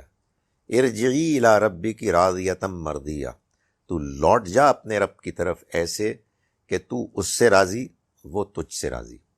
فادخلی فی عبادی، تو شامل ہو جا میرے بندوں میں، وادخلی جنتی، اور داخل ہو جا میری جنت میں. سو معلوم ہوتا ہے کہ یہ بھی اصل میں ایک خوشخبری ہے ان لوگوں کے لیے کہ جو اللہ تعالیٰ کے پسندیدہ بندے ہیں، جو معلوم ہوتا ہے کہ ان کی موت ہی کے موقع پہ ملے گی.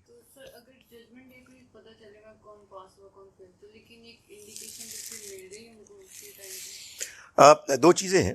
ایک چیز تو یہ ہے کہ یہ ضروری نہیں ہے کہ سب کو ملے، یعنی یہ میں آپ کو بتا چکا ہوں کہ یہ اللہ کی طرف سے ان آؤٹ اسٹینڈنگ خصوصی طور پر بہت اعلیٰ لیول کا پرفارمنس دکھانے والے لوگوں کے لیے ہے. جیسے کہ ان لوگوں کو سزا ملنی شروع ہو جائے گی جو بہت ہی زیادہ بگڑے ہوئے لوگ تھے اور جن کے جرم اس دنیا ہی میں ثابت ہو گئے، جن کے بارے میں خاص طور پر ہم جانتے ہیں کہ جو پیغمبروں کے یا تو ساتھی تھے یا مخالفین تھے. ان کے علاوہ بھی اگر کسی کو یہ خوشخبری مل جائے تو مل بھی سکتی ہے، لیکن معلوم یہ ہوتا ہے کہ میجورٹی کے بارے میں ایسا نہیں ہوگا. اور یہ بھی ایک امکان ہے کہ اللہ کی طرف سے ایک ابتدائی اطمینان کے بعد ان کو ایک ایسی کیفیت میں مبتلا کر دیا جائے کہ جس کے بعد وہ آرام میں ہو، کسی چیز کا نہ ان کو کوئی غم افسوس پریشانی ہو، اور بس ایک نیوٹرل حالت میں ہو. سو ظاہر ہے کہ اس کی تفصیلات ہم نہیں جان سکتے. ہم تو جو قرآن مجید میں باتیں بیان ہوئی ہیں ان کی روشنی میں امیجن کر سکتے ہیں. یہ بات قرآن سے معلوم ہوتی ہے. آج بھی ہم نے دیکھا کہ دائیں ہاتھ والے ہیں، بائیں ہاتھ والے ہیں، جن کا اعمال نامہ ان کو دائیں ہاتھ میں دیا جائے گا وہ خوش ہوں گے.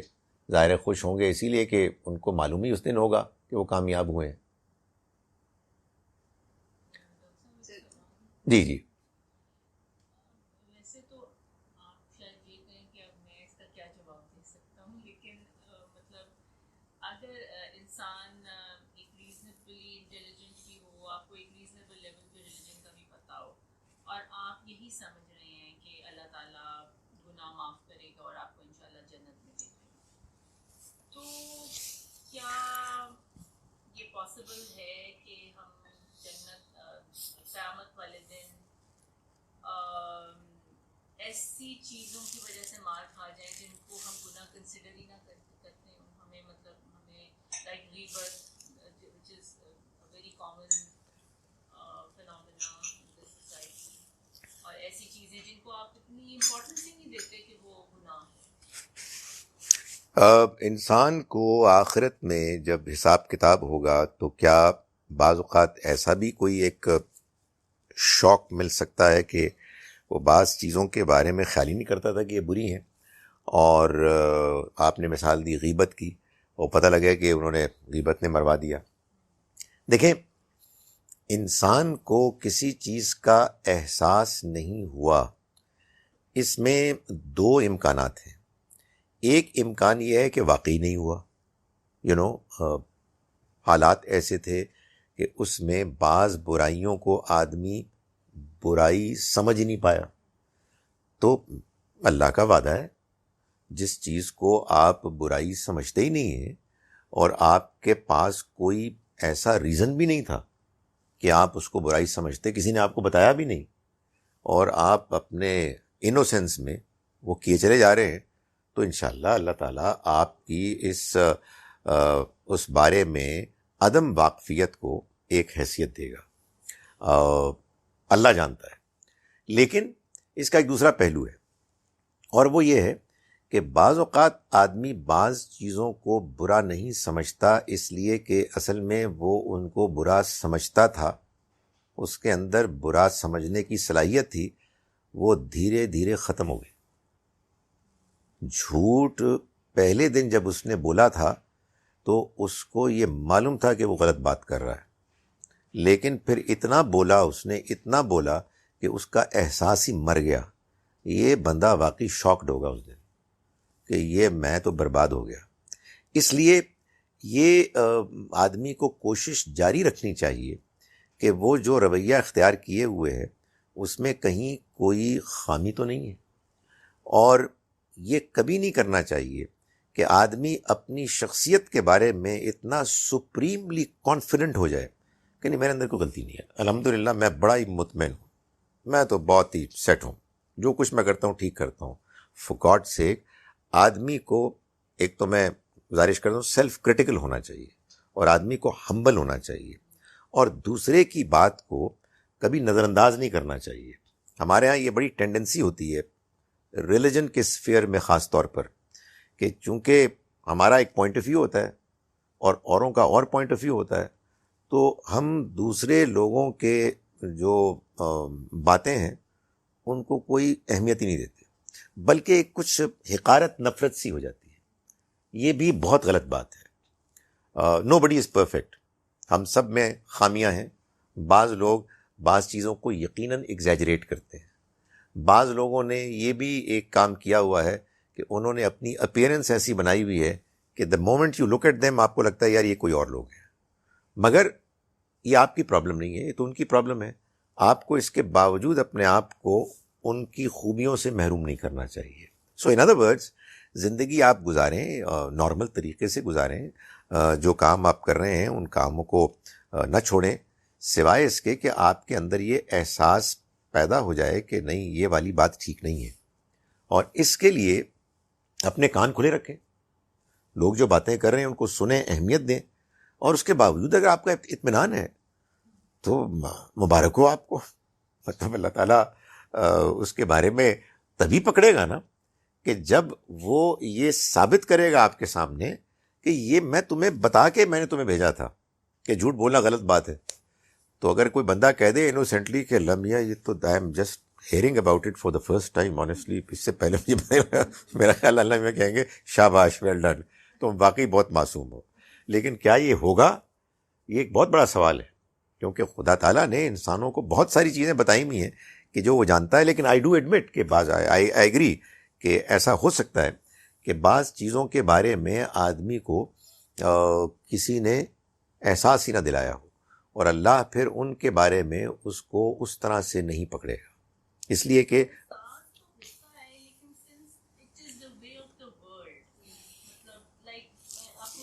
مثال دینا چاہوں گی، جیسے اگر ہم کسی اب جو بیس لائن سیلری ہے ہمارے ملک میں دیٹ از 15,000، اگر آپ کسی سرور کو 10,000 دے رہے ہیں اور آپ یہ سمجھتے ہیں کہ آپ اس کے بجلی کے بل دے رہے ہیں اور گیس اور یہ اور بہت سارا کچھ دے رہے ہیں، it's like costing something like 25,000، تو آپ اس کو 15 نہیں دے رہے اور 10 دے رہے ہیں، تو یہ مطلب حالانکہ ہم افورڈ کر سکتے ہیں، تو یہ نہیں دیکھیں یہ آپ کی اپنی کیلکولیشن ہے، یہ بات اپنی جگہ پہ بالکل صحیح ہے کہ جو منیمم سیلری ویج ہے وہ سبھی کو دینی چاہیے، اس سے کم تو ظلم ہے، مطلب آدمی جواب ہی نہیں دے سکتا اللہ کو.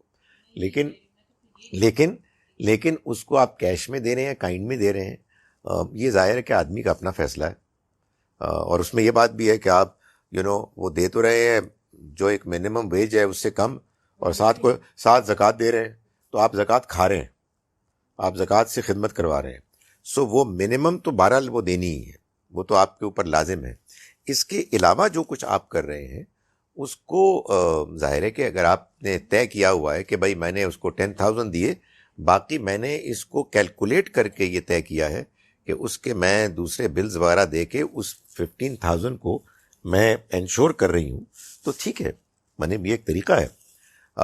اس وجہ سے اصل میں دیکھیں جو چیز آدمی کو بعض اوقات بعض برائیوں میں کانفیڈنٹ کر دیتی ہے وہ اس کی ضد ہے. بھائی میں نے طے کر لیا, آئی ایم ایبسلیوٹلی کلیئر.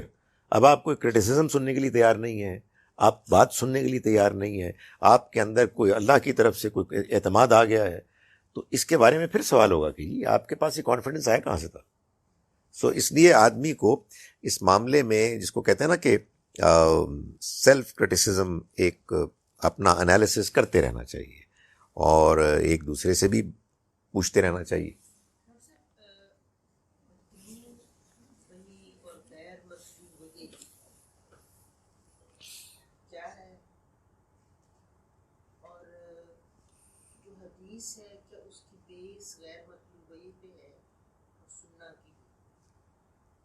آج کوئی تگڑا لیکچر سن کے آئیے آپ.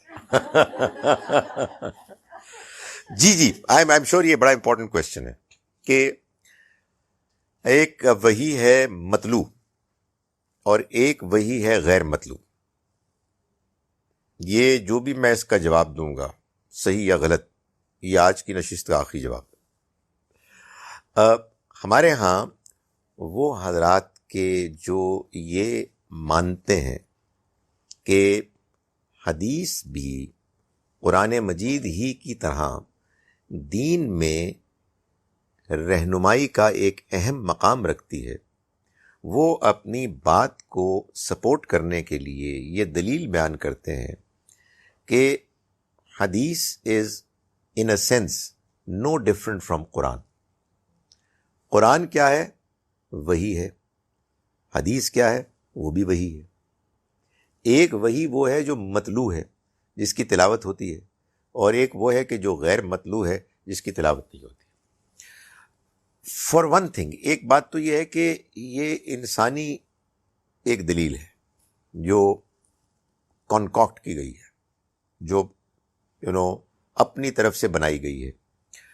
یہ بات کہ نبی صلی اللہ علیہ وسلم نے جو کچھ بھی فرمایا وہ وہی ہے, یہ بیسڈ ہے قرآن کی اس آیت پر جو میں بھی بتا چکا سورہ نجم میں, کہ وما ینطق عن الہوا, یہ اپنی خواہش سے نہیں بولتے, ان ہوا الا وحی یوحا, یہ تو اصل میں وہی ہے جو ان پہ کی جاتی ہے. تو لوگوں کا یہ خیال ہے کہ اللہ تعالیٰ یہ بتا رہے ہیں کہ حضور جو کچھ بھی فرماتے ہیں وہ وہی ہوتی ہے. یہ بات تو قرآن کے خلاف ہے. وجہ یہ ہے کہ قرآن مجید میں مثال کے طور پر سورہ توبہ کی سورہ نمبر 9 پرابلی آیت نمبر 43 ہے, جس میں اللہ تعالیٰ یہ فرما رہے ہیں حضور سے کہ یہ آپ نے کیا کیا, عفا اللہ عنک, اللہ آپ کو معاف کرے, یہ آپ نے ان کو اجازت کیوں دے دی. تو اب سوال یہ پیدا ہوتا ہے کہ اگر حضور نے کسی چیز کی اجازت دی منافقین کو, اور اللہ تعالیٰ نے آپ کو فرمایا کہ یہ آپ کو دینی نہیں چاہیے تھی, تو یہ جو آپ نے اجازت دی تو وہ بھی وہی تھی, اور پھر اللہ میاں نے کہا کہ یہ تم نے کیوں اجازت دی ہے, ایسا تو نہیں ہو سکتا. یہ بات ہی لوگوں نے ٹھیک نہیں سمجھی. نبی صلی اللہ علیہ وسلم اپنی انڈرسٹینڈنگ, اپنی پیور نیچر, اللہ کے قرب, قرآن کی انڈرسٹینڈنگ کی بنیاد پر اکثر باتیں کرتے تھے. آپ ایک انسان تھے, آپ کے اوپر پھر قرآن مجید کی وحی نازل ہوئی, اور یقیناً آپ ہی قرآن مجید کو پیش کرنے والے تھے. مگر یہ بات کہ آپ نے ہر وہ بات جو کہی, مطلب یہ فرمایا کہ دیکھو ذرا مجھے وہ چیز لا کے دے دو, یہ بھی وہی ہے. تو پھر آپ حضور کے بارے میں بھی ایک بڑا عجیب و غریب تصور قائم کر رہے ہیں کہ آپ خود سے کچھ بھی نہیں سوچتے تھے. قرآن سے تو معلوم ہوتا ہے کہ آپ خود سے فیصلے کرتے, اور آپ کے اکثر فیصلے دین کے معاملے میں اللہ تعالیٰ ان کو یعنی کنڈون کرتے, ان کے بارے میں اپروول دے دیتے. کہیں کہیں اللہ تعالیٰ نے اس کی تصحیح کی قرآن مجید میں. ایک بات تو یہ ہے.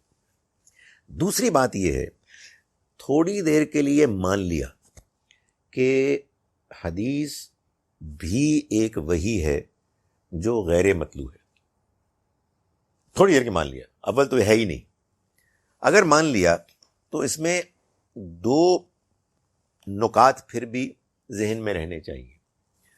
ایک نقطہ تو یہ ہے کہ یہ جو وحی مطلوع ہے قرآن, قرآن اس کو الفرقان قرار دے رہا ہے, فیصلہ کن اتھارٹی. یہ قرآن کے بارے میں ہے. الحمد سے والناس تک کے بارے میں، کسی اور چیز کے بارے میں نہیں ہے۔ جو مذہبی اختلافات پیدا ہوتے ہیں، قرآن اس کے بارے میں، اللہ کی کتاب اس کے بارے میں اللہ کا فیصلہ سناتی ہے، وہ فیصلہ لازماً مسلمانوں کو ماننا چاہیے۔ سیکنڈلی، اگر for the sake of argument ہم یہ مان لیتے ہیں کہ حدیث وہی غیر مطلوع ہے، میں اصل میں اس لیے رک گیا کہ میں سوچتا ہوں کہ لوگوں کو معلوم ہے کہ حدیث ہے کیا اور کمپائل کیسے ہوئی ہے، یہ سب جاننے کے باوجود وہ کہہ رہے ہیں۔ اتنی اس میں مسائل ہیں، کمپلیکیشنز ہیں، ڈیٹیلز ہیں، کنٹروورسیز ہیں، لیکن مان لیا میں نے تھوڑی دیر کے لیے۔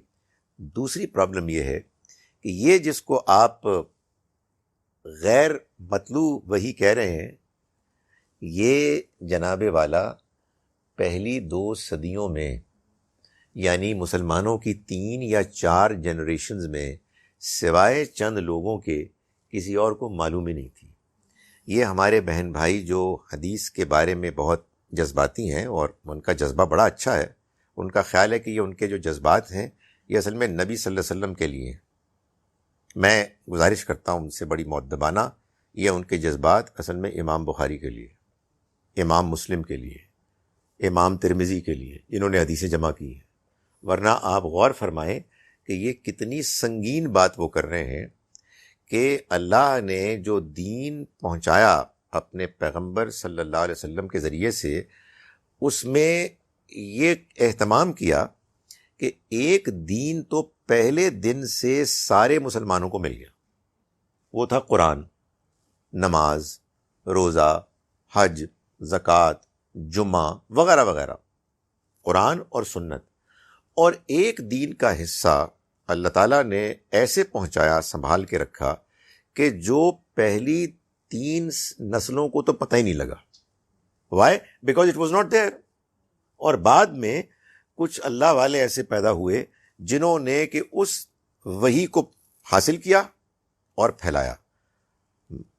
میرے بہنوں اور بھائیوں، اس کے نتیجے میں آپ دین کے اندر اتنی بڑی پرابلم پیدا کر رہے ہیں کہ جس کے بعد سچی بات یہ ہے کہ دین سمجھ میں نہیں آ سکتا کہ یہ ہوا کیا ہے۔ واٹ این، سمجھانے کے لیے کہہ رہا ہوں، what an irresponsible way of presenting religion, کہ اس کو آپ نے دیا۔ اور بہت سی چیزیں میں آپ سے گزارش کروں، میں پوری ذمہ داری سے کہہ رہا ہوں، بہت سی چیزیں جو حدیث میں بیان ہوئی ہیں وہ حضرت ابو بکر کو نہیں معلوم ہوں گی، اس لیے کہ ان کے سامنے ہوئی نہیں۔ اور بہت سی چیزیں کیا، اکثر چیزیں جو حضرت ابو بکر کے ساتھ ہوئی ہیں وہ انہوں نے بیان ہی نہیں کی۔ بھائی آپ مجھے یہ بتائیں کہ ایک بہت بڑا واقعہ ہوا کہ ہجرت ہوئی، نبی صلی اللہ علیہ وسلم حضرت ابو بکر کے ساتھ مکے سے مدینہ گئے۔ It must have taken them 7 days and 7 nights. I would love to know کہ اس میں کیا ہوا، کیا انہوں نے باتیں کی۔ ایک جملہ بھی نہیں پتا، جو پتا ہے وہ قرآن نے بیان کیا بس، اس لیے کہ حضرت ابو بکر نے بیان ہی نہیں کیا۔ سو یہ حدیث جو ہے، یہ جو کچھ بھی ہمیں ملی ہے، وی شوڈ بی تھینکفل کہ بڑی زبردست چیز ہے۔ مگر میں پھر گزارش کرتا ہوں، اور گزارش کرنے کے بعد میں بٹن بند کر دوں گا، کہ اس کو قرآن اور سنت کا فٹ نوٹ سمجھ کے سمجھیں تو یہ بڑی نعمت ہے، ورنہ اس کے بعد دین میں ٹوٹل کنفیوژن ہے، آپ سمجھ نہیں سکتے، اس لیے کہ خدا کی اسکیم میں قرآن کی جو حیثیت ہے آپ نے وہ دی نہیں، اور دوسری چیزوں کو اس کے اوپر آپ نے امپوز کر دیا، تو پھر کبھی ہمارے اختلافات ختم نہیں ہوں گے اور دین کبھی ٹھیک طرح سے سمجھ میں نہیں آئے گا۔ اقول قولی ھذا واستغفر اللہ۔